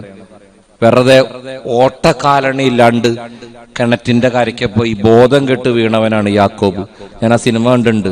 ജേക്കബ് ബോധം കെട്ട് കിടക്കുക, ഓടി ഓടി ഓടി ആവശ്യതയായി. അപ്പോഴാണ് റാഹേല് പെണ്ണ് വെള്ളം കോരാൻ വന്നത് ഒട്ടകത്തിന്. ആദ്യം കോരിയ വെള്ളം ബക്കറ്റ് അങ്ങനെ തന്നെ അവള് അവന്റെ മുഖത്തേക്ക് ഒഴിച്ചു. കണ്ണ് തുറന്നപ്പോ തന്നെ റാഹേലിനെ കണ്ട്. അപ്പൊ തന്നെ ലൈനായി എന്നാ പറയണേ. കാരണം അതിന്റെ തെളിവാണ്. പിന്നെ വെള്ളം കോരല് തന്നെയായിരുന്നു യാക്കോബ്. അവളുടെ മൊത്തം ഒട്ടകത്തിനും അവളെയും കുളിപ്പിച്ച് കുടിപ്പിച്ച്, ഞാൻ പറഞ്ഞില്ലേ പ്രേമം വന്നാ പിന്നെ ബോധമില്ലല്ലോ. അവൻ കിണറ്റിലെ വെള്ളം മൊത്തം കോരി തീർത്ത്. പെണ്ണി എന്ന് അപ്പനോട് പറഞ്ഞു, സൂപ്പറായിട്ട് വെള്ളം കോരണ ഒരുത്തനുണ്ട്, കണ്ടിട്ടും തിരക്കേടില്ല, അന്ന് വിളിച്ചോണ്ട് വാ മോളെ. 7 കൊല്ലം അടിമപ്പണി. അങ്ങനെ അമ്മായിപ്പം പറ്റിച്ച് മൂത്തേന് ഇളയനെ കൊടുത്ത്. പിന്നെ 7 കൊല്ലം. എനിക്ക് ഒട്ടും ഇഷ്ടമില്ലാത്തൊരു വാചകം ബൈബിളിലുണ്ട്. റാഹേലിനോടുള്ള പ്രേമം കാരണം 14 കൊല്ലം പോയത് യാക്കോബ് അറിഞ്ഞില്ലത്രേ. അമ്മാതിരി പ്രേമായിരുന്നു. 14 കൊല്ലേ പുള്ളിക്ക് 2 ദിവസം പോലെ തോന്നിയത്. ചുമ്മാ വെള്ളം കോരലായിരുന്നു പണി. ഓട്ട കാലണി ഉണ്ടായില്ല. അവിടെ ചെല്ലുമ്പോ തിരിച്ചവൻ വരണ വരവ് നമ്മൾ ബൈബിളിൽ വായിക്കുന്നുണ്ട്. അമ്മായിപ്പനുള്ളതിന്റെ 100 ഇരട്ടിയാണ് സ്വത്ത്. ഏതാണ്ട് കമ്പും കോലും വളച്ചും തിരിച്ചും കുത്തിയെന്നാ പറയണേ. പുള്ളി ഉള്ളതോ ഇല്ലാത്തതോ എന്തൊക്കെയോ തരികട പരിപാടികൾ പുള്ളി കാണിച്ചു. അമ്മായിപ്പനുള്ളതിന്റെ 100 ഇരട്ടി. ഞാൻ ഈ BBA ഒക്കെ പഠിക്കുന്ന പിള്ളേരോട് പറയാറുണ്ട്, യാക്കോബിനോട് പ്രാർത്ഥിക്കും. ബിസിനസ് മാനേജ്മെന്റിന്റെ ഉസ്താദാണ് പുള്ളി. PhD ആണ് യാക്കോബ്. എങ്ങനെ കാശുണ്ടാക്കണമെന്ന് ഇത്രയും നന്നായിട്ട് അറിയണ ഒരുത്തൻ ബൈബിളിൽ വേറെ ഇല്ല. ലോക ഉടായിപ്പാ. ആരെയും ഗുസ്തി പിടിക്കാൻ കിട്ടിയില്ല. ഒടയമ്പരാനായിട്ടാണ് ഇടി, അല്ലെ? രാത്രി മുഴുവനും തൊഴിച്ച് അങ്ങടും ഇങ്ങടും. കാലത്ത് തമ്പുരാൻ പല്ല് വെച്ച് മുഖം കഴുകി പോവാറായപ്പോ നമ്മുടെ ആള് കയറി തുണിയമ്മ പിടിച്ച് എന്തെങ്കിലും തന്നിട്ട് പോ. അവിടുന്നും കിട്ടിയ അനുഗ്രഹം. നീ ഇസ്രായേൽ, ദൈവമാണ് നിന്റെ സംരക്ഷകൻ. യാക്കോബ് വീണടത്ത് പൊക്കണ പാർട്ടിയാ യാക്കോബ്. ലോകതരികടയാ. 100 കുറവുകളുണ്ട്, ഒത്തിരി പോരായ്മകളുണ്ട്. ഏസാവിനെ എങ്ങനെയൊക്കെ കുറ്റം പറഞ്ഞാലും ചെയ്തത് വൃത്തികേടാണ്. അല്ലെങ്കിൽ ആ പാവം വിശന്ന് പൊരിഞ്ഞിരിക്കുന്ന നേരത്ത് ഈ വയറുവായുസൊന്നും ഉണ്ടാക്കേണ്ട ഒരാവശ്യമില്ല. ഈ അപ്പനെ പറ്റിച്ചതൊന്നും ചില്ലറ ഫാൻസി ഡ്രസ് കോമ്പറ്റീഷൻ പുള്ളിയെ കണ്ടുപിടിച്ചെന്ന് പറയണേ. അങ്ങനെ പറ്റിച്ചിട്ടാണ് കഠിനോൽപുത്രാവകാശം പൊക്കിയത്. ഒത്തിരി കുറവുകളുണ്ട് യാക്കോബിന്, 100 പോരായ്മകളുണ്ട് ജേക്കബിന്. പക്ഷെ മലാക്കിയുടെ പുസ്തകം 1 കർത്താവ് പറയും, വ്യക്തമായിട്ട് പറയും, എന്നിട്ടും ഏസാവിനേക്കാൾ അധികമായി ഞാൻ യാക്കോബിനെ സ്നേഹിച്ചു, അവന്റെ ദൈവം എന്ന് വിളിക്കപ്പെടാൻ ആഗ്രഹിച്ചു. അത് പറയുമ്പോ എനിക്ക് അഹങ്കാരമാണ്. ഞമ്മന്റെ കർത്താവാണ്. യാക്കോബിന്റെ ദൈവം, യാക്കോബിന്റെ ദൈവം, യാക്കോബിന്റെ ദൈവം എന്ന് വിളിക്കപ്പെടാൻ ദൈവം ആഗ്രഹിച്ചു. എന്താ അതിന്റെ അർത്ഥം എന്നറിയോ പ്രിയപ്പെട്ടവരെ? അത് വളരെ ലളിതമാണ്. നീ എത്ര തറയാണെങ്കിലും, നിനക്ക് എന്തൊക്കെ കുറവുണ്ടെങ്കിലും, നിനക്ക് എന്തൊക്കെ പോരായ്മയുണ്ടെങ്കിലും, നിന്നെ സ്നേഹിക്കുന്ന, ചേർത്ത് പിടിക്കണ കർത്താവിന്റെ പേരാണ് യാക്കോബിന്റെ ദൈവം. നിനക്ക് എന്തൊക്കെ കുറവുണ്ടെങ്കിലും, ബൈബിള് മുഴുവൻ അതാണല്ലോ പ്രിയപ്പെട്ടവരെ. നിനക്ക് എന്തൊക്കെ പോരായ്മയുണ്ടെങ്കിലും അനുദപിച്ച് ചെന്നാൽ നിന്നെ വാരി പുണരുന്ന ഒരു ദൈവം നിനക്കുണ്ട്. അവന്റെ പേരാണ് ഗോഡ് ഓഫ് ജേക്കബ്, യാക്കോബിന്റെ കർത്താവ്. ബഹുമാനപ്പെട്ട അച്ഛൻ പറഞ്ഞ് നമ്മൾ ഇന്ന് ഇടർച്ചകളെ കുറിച്ചും ബലഹീനതകളെ കുറിച്ചാണ് ധ്യാനിക്കുന്നത്. സുവിശേഷം മുഴുവനും അതല്ലേ പ്രിയപ്പെട്ടവരെ? എല്ലാവരും കുറവുള്ളവരാ. സ്റ്റാൻഡേർഡുള്ള ഒരെണ്ണത്തിനെ പോലും ഞാൻ ബൈബിൾ വായിച്ചു നോക്കിയിട്ട് കണ്ടിട്ടില്ല. ഒക്കെ തറയാ. എല്ലാവരും ഇടറിപ്പോയവരാ, എല്ലാവരും പോരായ്മകളുള്ളവരാ.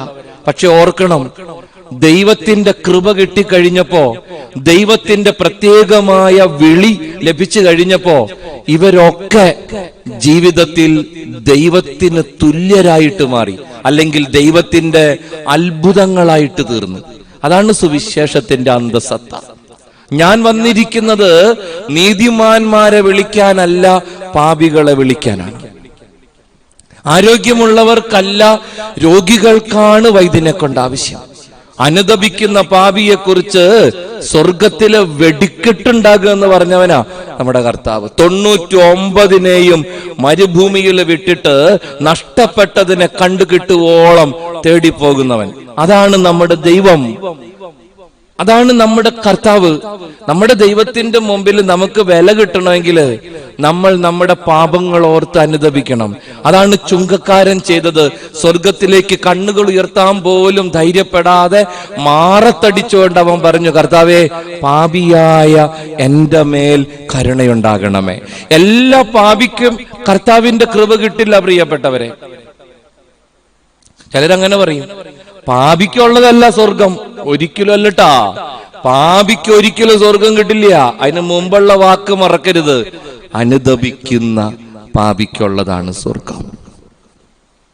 അനുദപിക്കുന്ന പാപിക്കാണ് സ്വർഗം. നിന്റെ പാപങ്ങളെ ഓർത്ത്, നിന്റെ ബലഹീനതകളെ ഓർത്ത്, നിന്റെ പോരായ്മകളെ ഓർത്ത് നീ അനുതപിക്കുമ്പോൾ നിന്നെ ചേർത്ത് പിടിക്കുന്ന ദൈവത്തിന്റെ പേരാണ് യാക്കോബിന്റെ ദൈവം. സുവിശേഷം മുഴുവനും ഇങ്ങനെയുള്ളവരുടെ കഥയാ. എല്ലാവരും ഇടറിപ്പോയവരാ. എല്ലാവരും. ആദം ഇടറിപ്പോയി. ആദത്തിന് തെറ്റുപറ്റി. ഒരു കാര്യം ഉണ്ടായില്ല. ആപ്പിൾ തിന്നണ്ട, ഒരാവശ്യം ഉണ്ടായില്ല. എന്തോരം വേറെ ഫ്രൂട്ട്സ് അവിടെ ഉണ്ടായിരുന്നു. കിവി വരെ ഉണ്ടായിരുന്നു എന്നാ പറയണേ. ഒന്നിനൊരു കുറവുണ്ടായില്ല. നമ്മുടെ അണ്ണം കയറി അതുമ്മ പിടിച്ച്. അത് ആ പെണ്ണ് നിന്നതിന്റെ ബാക്കി. ഞാൻ ആദത്തിനോടൊക്കെ പണ്ട് പറയാറുണ്ട്, താനെന്തിന് ഈ പെണ്ണ് നിന്നതിന്റെ ബാക്കി തന്നെ. തനിക്ക് ഫ്രഷ് ഒരെണ്ണം പറിച്ചു നമ്മ ഉണ്ടായില്ല. മനുഷ്യന്റെ നാണം കെടുത്താൻ. അങ്ങേരെ ഒറ്റൊരുത്തം കാരണം നമുക്ക് ഈ ഗതികേടൊക്കെ വന്നത്. ഇപ്പൊ കൊറോണയും കൂടിയായി. ഇല്ലെങ്കിൽ നമ്മൾ എന്ത് ഡീസന്റ് ആയിട്ട് പർദീസായാലും ജീവിക്കേണ്ടവരാ. അടിപൊളി ലൈഫായിരുന്നു. തുണി പോലും ഉടുക്കണ്ട, അലക്കിലില്ല, കുളിക്കലില്ല. അടിപൊളി ലൈഫായിരുന്നു എന്നാ പറയണേ. അങ്ങേരി ആ പെണ്ണ് നിന്നതിന്റെ ബാക്കി. ഞാൻ ആദത്തിനോട് പറയും, എങ്ങാനും തമ്പുരാൻ സഹായിച്ച് സ്വർഗത്തിൽ വന്ന തന്നെ എങ്ങാനും അവിടെ വെച്ച് കണ്ട ഉറപ്പായിട്ടും ഒരു പ്രശ്നം ഉണ്ടാവൂട്ടാ. ഞാൻ ചോദിക്കും, എന്തിനെന്റെ ആദം ഈ വൃത്തിയായിട്ട പണിക്ക് പോയത്? ആദം ഇടറിപ്പോയവനാ. അയാൾക്ക് തെറ്റുപറ്റിയതാ. ഒരാവശ്യമില്ല. ആദം അയാളുടെ പൊക്കം കാണണം.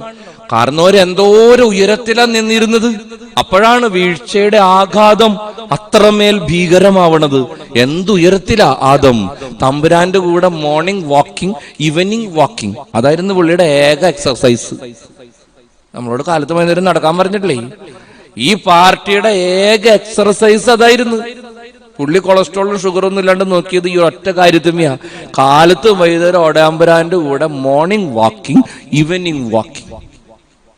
അത്രയും പൊക്കത്തുന്ന ആദം വീണത്. അത് കഴിഞ്ഞതേ നോഹ. പുള്ളി വീണില്ലേ? പുള്ളി വീണു. നോഹ ദൈവം മോളിൽ നിന്ന് നോക്കിയപ്പോ വൃത്തിയുള്ള ഒരെണ്ണത്തിനെ കണ്ടതാണ് നോഹ, അല്ലെ? അവനെ ഒഴിച്ച് ബാക്കി ഒക്കെത്തിനെയും വെള്ളം കയറ്റി കൊന്നു തമ്പുരാൻ. ഇവ മാത്രം രക്ഷപ്പെട്ടുള്ളൂ. പുറത്തിറങ്ങിയ നോഹ എന്ത് പണി ചെയ്തെന്നാ ബൈബിളിൽ എഴുതിയേക്കണേ? അയാള് മുന്തിരി നട്ട്. അയാള് കവുങ്ങോ തെങ്ങോ ജാതി ഒന്നുമല്ല വെച്ച, റബ്ബറും വെച്ചില്ല, കംപ്ലീറ്റ് മുന്തിരി. Very practical. പുള്ളി മുന്തിരി നട്ട് കക്ക് പറിച്ച് ചാറുണ്ടാക്കി. ചാറെന്നൊക്കെ പറഞ്ഞാൽ നമുക്ക് മനസ്സിലാവൂലേ? നല്ല സൂപ്പർ വീഞ്ഞുണ്ടാക്കി മൂക്കറ്റം കുടിച്ച്. ഇഞ്ച പറ്റാണ്, അല്ലേ? നോഹ എവിടെ കിടക്കണവനാ? വല്ല കാര്യമുള്ള കാര്യമാണോ? പുള്ളി സ്മോൾ അടിച്ച് പൂക്കുറ്റിയായി. പറ്റായി കഴിഞ്ഞപ്പോ ഏതാ എല്ലാ ആണുങ്ങൾക്കും തോന്നുന്നത് പുള്ളിക്കും തോന്നി. തുണിയൊക്കെ പറിച്ചളഞ്ഞു. അങ്ങനെയല്ലേ ബൈബിള്? ഉൽപ്പത്തി 19 വിത്തൗട്ടാണ്. പാറപ്പുറത്ത് മലന്ന് കിടന്നെന്നാ പറയണേ. കമന്നാണെങ്കിൽ നമ്മൾ സഹിച്ച്. എന്തൊരു ഭീകരം നിങ്ങൾ ആലോചിച്ച് നോക്കി. തന്തയുടെ കിടപ്പ് കണ്ട് സഹിക്കാൻ പറ്റാണ്ട് 2 ആമ്പിള്ളേര് അടുക്കളയിൽ പോയി അമ്മയുടെ തോളത്ത് കിടന്ന് തോർത്തുകൊണ്ട് എടുത്ത് അങ്ങടും ഇങ്ങടും വലിച്ചു പിടിച്ച് പുറകോട്ട് നടന്ന് ചെന്ന് പുതപ്പിച്ചെന്ന് പറയണേ. അമ്മാതിരി കിടപ്പായിരുന്നു അപ്പന്റെ. നോഹയ്ക്ക് എന്ത് സ്റ്റാൻഡേർഡ് ഉണ്ട് നിങ്ങൾ പറ? നോഹയുടെ വീട്ടിൽ നിന്ന് നിങ്ങളുടെ മക്കൾക്ക് കല്യാണാലോചന വന്നാൽ നിങ്ങൾ എടുക്കുവോ? ഞാൻ എടുക്കില്ലട്ടാ. നോഹ തറയണം. ഒന്നിനും കൊള്ളില്ലാത്തവന്, പോരായ്മയുള്ളവന്. ദേവരന് അബ്രാം. ഞാൻ പറഞ്ഞല്ല അബ്രാഹത്തിന്റെ സ്റ്റാൻഡേർഡ്. ഞാനിപ്പോഴും പുള്ളിയോട് പറയും, താൻ എന്നാലും എന്തിനാ കാരണവരെ? പുള്ളിയോട് വലിയ ബഹുമാനമായിട്ട് എനിക്ക് വലിയ സന്തോഷവും സ്നേഹമൊക്കെയാണ് അബ്രാഹത്തിനോട്. എനിക്ക് വലിയ ഇഷ്ടമുള്ളൊരു പൂർവ്വപിതാവാണ്. എന്നാലും ചിലപ്പോ കുനിഷ്ടു കുത്തുമ്പോ ഞാൻ പറയും, എന്നാലും എന്റെ അബ്രാം താൻ എന്തിനാ അടുക്കള കയറിയത്? വേലക്കാരി പെണ്ണിനെ പൊത്തി പിടിക്കേണ്ട ഒരാവശ്യം ഉണ്ടായില്ലട്ടാ. തമ്പുരാൻ പറഞ്ഞാണല്ലോ ചറ പറന്നുണ്ടാവുന്നു പിള്ളേര്. താൻ എന്ത് കാര്യം വരുത്താൻ, കാര്യം സാറ പറഞ്ഞിട്ടായാലും കെട്ടിയോള് പറഞ്ഞ അങ്ങനെ ഒക്കെ ചെയ്യാൻ പാടില്ല. എന്ത് കാര്യത്തിന് താൻ വേലക്കാരി? അതുമ്മയാണല്ലോ ഈ ഗുലുമാലുകളൊക്കെ ഉണ്ടായത്.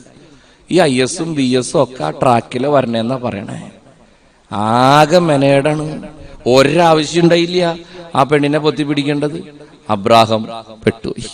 അബ്രാഹത്തിന്റെ വീട്ടിൽ നിന്ന് കല്യാണാലോചന വന്നെടുക്കൂ? ഞാൻ എടുക്കില്ലട്ടാ. വേലക്കാരി പെണ്ണിന് പോലും സമാധാനം ഇല്ലാത്ത വീടാണ്. സൂക്ഷിക്കും. അബ്രാഹം അത്ര നല്ല ഉണ്ണിയൊന്നുമല്ല. നോണ എത്ര വട്ടം പറഞ്ഞിട്ടുണ്ട് അബ്രാഹം? അത് പിന്നെ എന്തെങ്കിലും ആവട്ടെ എന്ന് വെക്കുക. അത് കഴിഞ്ഞ് ദേ വരുന്നു യാക്കോബ്. യാക്കോബിന്റെ കാര്യം ഞാൻ പറഞ്ഞില്ല. ദേ പിന്നാലെ വരുന്നു ആര്?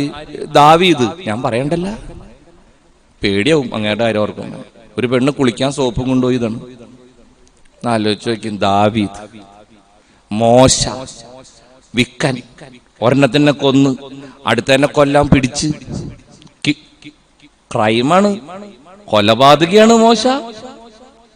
ആരെ വേണമെങ്കിലും എടുത്തോ ബൈബിളിൽ. സാംസൺ, അങ്ങേരല്ലേ ഒരു പെണ്ണിന്റെ മടിയിൽ കിടന്ന് മുടിയും പോയി ഒക്കെ പോയി. സാംസൺ വല്ല കാര്യമുള്ള കാര്യമാണ്. സാംസൺ, ജെറമിയ, ഹോസിയ, നമ്മുടെ പത്രോസ്, പൗലോസ്. ആർക്കത്ര സ്റ്റാൻഡേർഡ്? പത്രോസിന് ഇതിനും മാത്രം സ്റ്റാൻഡേർഡ് ഉണ്ടോ? 3 കൊല്ലം കൂടെ നടന്നപ്പോഴും നമ്മുടെ കാർന്നവരുടെ കയ്യിൽ വടിവാളുണ്ടായിരുന്നല്ല. പത്രോസിന്റെ കയ്യിൽ വാളൂരി വീശി എന്ന് പറയണേ അല്ലേ? ഉന്നം നല്ലതായതുകൊണ്ട് ചെവിയെ പോയുള്ളൂ. പക്ഷെ ചെവിക്കല്ല വീശിയത്, നമുക്കറിയാം. കഴുത്തിനെ കൊണ്ടെങ്കിൽ നമ്മൾ എന്തു അറിയും?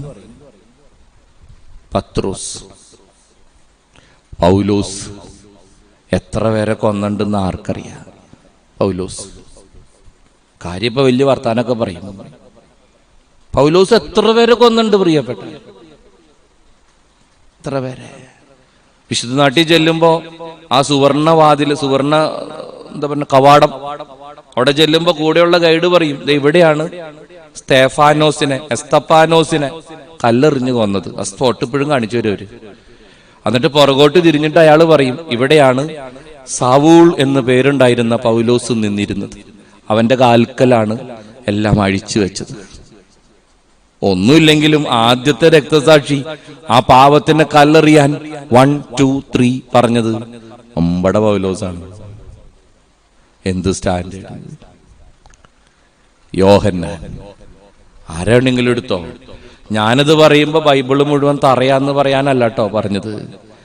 ഇതാണ് നമ്മുടെ ദൈവം, ബലഹീനരെ തെരഞ്ഞെടുത്ത് നിയോഗിക്കുന്ന കർത്താവ്.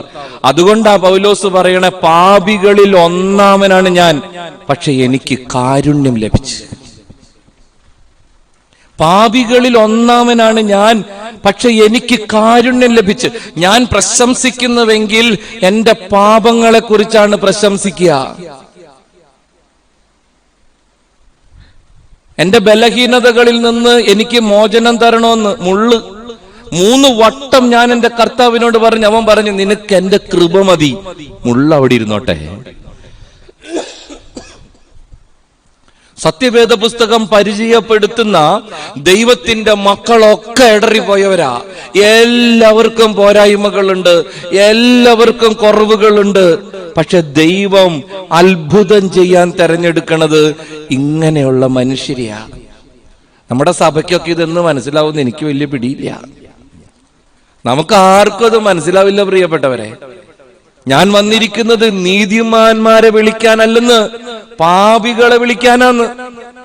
നമ്മൾ ഈ പരിശുദ്ധന്മാരും വിശുദ്ധന്മാരൊക്കെ പറഞ്ഞ് കൊട്ടിഘോഷിക്കണവന്മാരൊക്കെ സ്വർഗത്തിലുണ്ടാവുന്നാണോ നിങ്ങൾ വിചാരിക്കുന്നത്? എനിക്ക് തോന്നണല്ലോട്ടാ, നമ്മളൊക്കെ മിക്കവാറും അവിടെ കാണും. എൻ്റെ ഒരു ഉറപ്പ് അങ്ങനെയാണ്.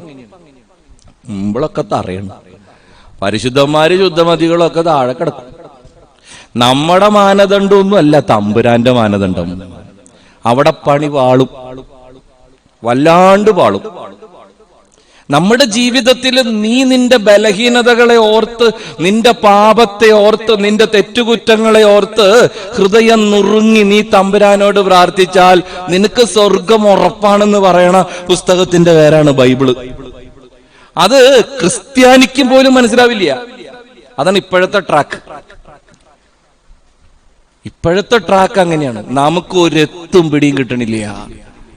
എന്റെ ദൈവം വന്നത് പാപികളെ വിളിക്കാനാ, പരിശുദ്ധന്മാരെ വിളിക്കാനല്ല, ശുദ്ധമതികളെ വിളിക്കാനല്ല. അനുതപിക്കുന്ന പാപിയെക്കുറിച്ച് സന്തോഷിക്കുന്നവനാണ് എന്റെ തമ്പുരാൻ. ഞാൻ പ്രശംസിക്കുന്നുവെങ്കിൽ എന്റെ ബലഹീനതകളെ കുറിച്ച് പ്രശംസിക്കും. പൗലോസ് പറയും, നിങ്ങളിൽ ബുദ്ധിമാന്മാർ അധികമില്ല, ശക്തരും കുലീനരും അധികമില്ല, എങ്കിലും വിജ്ഞാനികളെ ലജ്ജിപ്പിക്കാൻ ലോകദൃഷ്ട്യാ ഭോഷന്മാരായവരെ ദൈവം തെരഞ്ഞെടുത്തു. ശക്തമായവയെ ലജ്ജിപ്പിക്കാൻ ലോകദൃഷ്ട്യാ നിസ്സാരങ്ങളായവയെ ദൈവം തെരഞ്ഞെടുത്തു. നിലവിലുള്ളവയെ ലജ്ജിപ്പിക്കാൻ ഇല്ലായ്മയെ തന്നെയും അവൻ തെരഞ്ഞെടുത്തു. കാരണം പറയുന്നുണ്ട് പൗലോസ്, കാരണം ദൈവസന്നിധിയിൽ ആരും അഹങ്കരിക്കരുത്. ഇതാണ് നമ്മുടെ ദൈവത്തിന്റെ പ്രത്യേകത. നമ്മുടെ ബലഹീനതകളിൽ, നമ്മുടെ പോരായ്മകളിൽ കർത്താവിനെ നമ്മൾ മഹത്വപ്പെടുത്തണം. ബലഹീനതകളിലും പോരായ്മകളിലും ജീവിച്ച് മരിക്കണമെന്നല്ല പറഞ്ഞതിന്റെ അർത്ഥം. നിന്റെ ദൈവത്തോടുള്ള സ്നേഹം എല്ലാ ബലഹീനതകളെയും പോരായ്മകളെയും അതിജീവിക്കാൻ നിന്നെ സഹായിക്കും, നിന്നെ ശക്തിപ്പെടുത്തും. നിന്നെ മറ്റൊരു മനുഷ്യനാക്കി മാറ്റാൻ കർത്താവിന്റെ കാരുണ്യത്തിന് സാധിക്കും. ചിലപ്പോഴൊക്കെ എന്റെ ഈശോ എന്റെ അടുത്ത് വഴക്കുണ്ടാക്കാറൊക്കെ ഉണ്ട്, ഉള്ളത് പറയാല. നമ്മൾ ഇത്ര വലിയ ഭീകരഭാവമൊന്നും, വ്യഭിചാരോ കള്ളൂടിയോ അങ്ങനെയുള്ള പ്രശ്നങ്ങളും തെറിയൊന്നും നമ്മൾ പറയാറില്ല. എന്നാലും ഈ ലൊട്ടിലൊടുക്ക് ഭാവമൊക്കെ ഉണ്ടല്ലോ. ചുമ്മാ ആവശ്യമില്ലാണ്ട് ചിലപ്പോൾ ആരോടെങ്കിലൊക്കെ ചൂടാവും. ചില പിച്ചക്കാരൊക്കെ വന്നാൽ നിന്റെ അപ്പ എൻ്റെ കയ്യിൽ കാശ് കൊണ്ടുവന്നിട്ടുണ്ടോ എന്നൊക്കെ ഞാൻ ചോദിക്കാറുണ്ട്. നമുക്ക് എല്ലാ സമയത്തൊക്കെ അരിശം വരും. ചിലപ്പോൾ ആരെങ്കിലും കാണിക്കണ വൃത്തികേടുകളൊക്കെ കാണുമ്പോൾ രോഷം കൊള്ളും, ധാർമ്മിക രോഷം. അപ്പൊ എന്താ പറയണേ, എങ്ങനെയാ പറയണേന്നൊന്നും ഒരു പിടിയില്ല. അങ്ങനെയൊക്കെയുള്ള പ്രശ്നങ്ങളുണ്ട്. ഈ കമ്പ്യൂട്ടറൊക്കെ കുത്തി കളിക്കുമ്പോൾ ചിലപ്പോൾ ആവശ്യമില്ലാത്തടത്തൊക്കെ കയറി തൊടും. ഒരു ആവശ്യമുള്ള കാര്യമില്ല, ഇതൊക്കെ സംഭവിക്കും. എന്നിട്ട് നമ്മൾ പ്രാർത്ഥിക്കാൻ ചെന്നിരിക്കുമ്പോൾ നമ്മുടെ കർത്താവിന്റെ മുഖം ഇങ്ങനെ വട്ടയപ്പത്തിന് കലക്കി വെച്ച പോലെയാ. എൻ്റെ അമ്മോ, ഏറ്റ് പിടിച്ചിരിക്കും നമ്മുടെ ആള്. നമുക്ക് പുള്ളിയല്ലാണ്ട് ആരുള്ളേ, ആണായിട്ടും പെണ്ണായിട്ടും. ഞാൻ കർത്താവിനോട് പറയും, എൻ്റെ തമ്പുരാൻ ഇങ്ങനെ വഴക്കുണ്ടാക്കല്ലേ, അതിനും മാത്രം കുഴപ്പമൊന്നും ഞാൻ ചെയ്തിട്ടില്ലല്ലോ. അപ്പൊ അങ്ങോട്ടും ഇങ്ങോട്ടും നോക്കിയിരിക്കും, എൻ്റെ മുഖത്തേക്ക് നോക്കി ഒന്ന് ചിരിക്കുപോലുമില്ല. കുറെ നേരം കഴിയുമ്പോൾ നമുക്ക് ഭ്രാന്താവും. നിങ്ങൾ ആരോടും പറയരുത് കേട്ടോ, ക്യാമറ ഇതൊക്കെ പിടിക്കണ്ട, അതാണ് എൻ്റെ പേടി. ഞാനിങ്ങനെ കുറെ നേരം ഇങ്ങനെ കർത്താവ് മുഖം വീർപ്പിച്ചിരിക്കുമ്പോൾ നമുക്ക് ഭ്രാന്താവും, സങ്കടം വരും. അറ്റ കൈയാണ്, നിങ്ങൾക്ക് വേണമെങ്കിൽ പരീക്ഷിച്ച് നോക്കാവുന്നതാണ്. അറ്റ കൈ ഞാൻ ബൈബിൾ എടുത്ത് പൊക്കി പിടിക്കും. ദേ, ഇത്രയും വൃത്തികേടൊന്നും ഞാൻ കാണിച്ചിട്ടില്ല കേട്ടാ, ഇത്രയും മെനകേടൊന്നും ഞാൻ കാണിച്ചിട്ടില്ല കേട്ടാ. ഞാൻ ഒരു പെണ്ണ് നിന്ന ആപ്പിളിന്റെ ബാക്കി ഞാൻ തിന്നിട്ടില്ല. ഞാൻ ഒരു ചേട്ടൻ്റെ ഒരു സാധനവും മോഷ്ടിച്ചിട്ടുമില്ല, വെട്ടിച്ചും പറ്റിച്ചെടുത്തിട്ടുമില്ല. ഒരു പെണ്ണും കുളിക്കണോട് തിമ്പോൾ ഒളിഞ്ഞു നോക്കാൻ പോയിട്ടില്ല. ആരെയും തല്ലി കൊന്നിട്ടില്ല, സ്മോളൊട്ടടിച്ചിട്ടില്ല. ഇത്രയും വൃത്തികേട് കാണിച്ചവരോടൊക്കെ നിനക്ക് ഇങ്ങനെ അഡ്ജസ്റ്റ് ചെയ്യാമെങ്കിൽ ചുമ്മാ ഇരിയർത്താവേ, എന്തെങ്കിലുമൊക്കെ ഒരു അഡ്ജസ്റ്റ്മെന്റ് എന്നോടാവട്ടാ. അപ്പ എന്റെ കർത്താവ് ചിരിക്കും, നമുക്കത് മതി. അപ്പന്റെ തമ്പുരാൻ പറയടാ, അത് ഞാൻ ഓർത്തില്ലട്ടാ, അത്രയൊന്നും കുഴപ്പം നിനക്കില്ല. നമ്മുടെ ദൈവം നമ്മെ വല്ലാണ്ട് സ്നേഹിക്കുന്ന ദൈവമാണ്. നമ്മുടെ ബലഹീനതകളെ അതിജീവിക്കാൻ, നമ്മുടെ ഇടർച്ചകളെ അതിജീവിക്കാൻ, നമ്മുടെ പോരായ്മകളെ അതിജീവിക്കാൻ വേണ്ട വകുപ്പൊക്കെ പരിശുദ്ധാത്മാവ് വഴി കർത്താവ് നമ്മിൽ ചൊരിഞ്ഞിട്ടുണ്ട്. അവന്റെ മൂറോന്റെ കുരിശിനാൽ, മുദ്രയാൽ നെഞ്ചും തടവും ചങ്കും പുറവും നെറ്റിത്തടവും ഒക്കെ റുഷ്മ ചെയ്യപ്പെട്ടവരാ നമ്മള്. നമ്മുടെ ദൈവം നമ്മുടെ കൂടെയുണ്ട്. അബ്രാഹത്തിന്റെ, ഇസഹാക്കിന്റെ, യാക്കോബിന്റെ തമ്പുരാൻ. അനുസരിച്ചാൽ അനുഗ്രഹിക്കുന്നവൻ, തക്ക സമയത്ത് കൃത്യസമയത്ത് അത്ഭുതകരമായി ജീവിതത്തിലേക്ക് ഇടപെടുന്നവൻ, എൻ്റെ ബലഹീനതകളിലും എൻ്റെ പോരായ്മകളിലും എന്നെ നെഞ്ചോട് ചേർത്ത് പിടിക്കണവൻ. ഇതിൽ കൂടുതൽ എന്നതാ ഈ കൊറോണ കാലത്ത് നമുക്ക് വേണ്ടത്? ഇത്രയും നല്ലൊരു തമ്പുരാൻ നമ്മുടെ കൂടെ ഉണ്ടെങ്കിൽ നമ്മൾ എന്തിനെ കുറിച്ചാ ഭയപ്പെടുക? മരണത്തിന്റെ താഴ്വരയിലൂടെ നടന്നാലും ഞാൻ ഭയപ്പെടില്ല. കാരണം കർത്താവാണ് എൻ്റെ ഇടയൻ. കർത്താവാണ് എൻ്റെ ഇടയൻ. എൻ്റെ ബലഹീനതകളെ കുറിച്ച് ഞാൻ പ്രശംസിക്കും, എൻ്റെ പോരായ്മകളെ കുറിച്ച് ഞാൻ പ്രശംസിക്കും. കാരണം ബലഹീനനാകുമ്പോഴാണ് ഞാൻ ശക്തനായിരിക്കുന്നത്. ഞാൻ പാപിയാകുമ്പോഴാണ്, ഞാൻ എൻ്റെ തമ്പുരാന്റെ മുമ്പിൽ മനസ്തപിക്കുമ്പോഴാണ് എൻ്റെ ദൈവം എന്നെ ഏറ്റവും കൂടുതൽ സ്നേഹിക്കുന്നത്. ആ കർത്താവിലാണ് എൻ്റെ ആശ്രയവും എൻ്റെ അഭയവും. നേരെ തിരി കൂടിപ്പോയോ എന്ന് എനിക്ക് സംശയമുണ്ട് കേട്ടോ. നമുക്ക് എഴുന്നേറ്റ് നിൽക്കാം.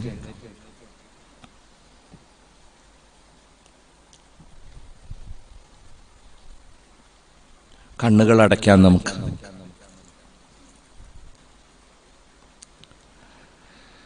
പുറപ്പാട് പുസ്തകം 3:15. ഞാൻ നിങ്ങളുടെ പൂർവ്വപിതാക്കന്മാരുടെ ദൈവമായ കർത്താവ്, അബ്രാഹത്തിൻ്റെയും ഇസഹാക്കിൻ്റെയും യാക്കോബിൻ്റെയും തമ്പുരാൻ. ദൈവമേ, എൻ്റെ ഹൃദയത്തെ നിന്റെ മുമ്പിൽ, നിന്റെ വചനത്തിൻ്റെ മുമ്പിൽ ഞാൻ തുറന്നു വയ്ക്കുന്നു. വചനം തന്നെയായ എൻ്റെ കർത്താവേ, എൻ്റെ ഹൃദയത്തെ രൂപാന്തരപ്പെടുത്തണമേ. എൻ്റെ അഹങ്കാരത്തെ, ദുരഭിമാനത്തെ ദൂരെ അകറ്റാൻ, എൻ്റെ പ്രിയപ്പെട്ടവരിലൂടെ എൻ്റെ ആത്മാവിനും ജീവിതത്തിനും ഉപകരിക്കുന്നതെന്തും നീ എന്നോട് സംസാരിക്കുമ്പോൾ എളിമയോടെ അനുസരിക്കാൻ നീ എന്നെ പഠിപ്പിക്കണേ. നിന്റെ വചനങ്ങളും നിന്റെ പ്രിയപ്പെട്ടവരുടെ നിർദ്ദേശങ്ങളും അനുസരിച്ച് എനിക്ക് മനസ്സിലാക്കാൻ പോലുമാവാത്ത നിന്റെ അനുഗ്രഹങ്ങൾക്ക് അവകാശിയാകാൻ നീ എന്നെ സഹായിക്കണേ. ദൈവമേ, നാളിതുവരെ ഞാൻ പ്രാർത്ഥിച്ചിട്ടും ആഗ്രഹിച്ചിട്ടും ലഭിക്കാതെ പോയതിനെ കുറിച്ച് നീ പറഞ്ഞത് ഞാൻ ഓർക്കുന്നു. നീ വരാൻ വൈകുന്നത് ഒരിക്കലും നീ എന്നെ മറന്നിട്ടല്ല. നീ വരും, തക്ക സമയത്തും കൃത്യസമയത്തും നീ വരും. കാരണം നീ ഇസഹാക്കിന്റെ ദൈവമാണ്.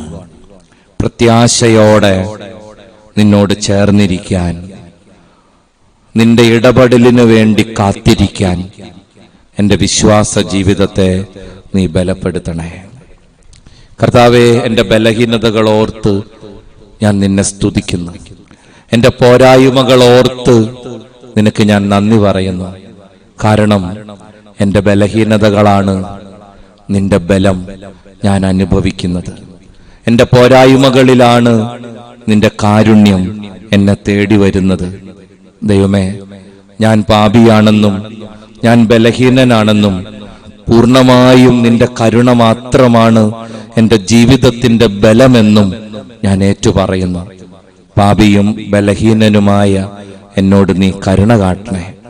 നീ തെരഞ്ഞെടുത്ത നിന്റെ പ്രിയപ്പെട്ടവരോട് നീ എന്നും ആർദ്രതയുള്ള ദൈവമായിരുന്നത് പോലെ അവരെയൊക്കെ വലിയ കാര്യങ്ങൾക്കായി നീ നിയോഗിച്ചാക്കിയതുപോലെ എൻ്റെ മേലും കരുണ കാണിക്കണേ. കർത്താവേ, കരുണ കാണിക്കണേ. പരിശുദ്ധ അമ്മേ, മാതാവേ, അമ്മയുടെ പ്രിയപ്പെട്ട മക്കൾക്ക് വേണ്ടി പ്രാർത്ഥിക്കണേ. സകല പരിശുദ്ധന്മാരെ, ശുദ്ധമതികളെ കൂട്ടായിരിക്കണേ. അവർണ്ണനീയമായ ദാനത്തെ പ്രതി എൻ്റെ കർത്താവേ, അങ്ങേക്ക് മഹത്വം. ആമേൻ.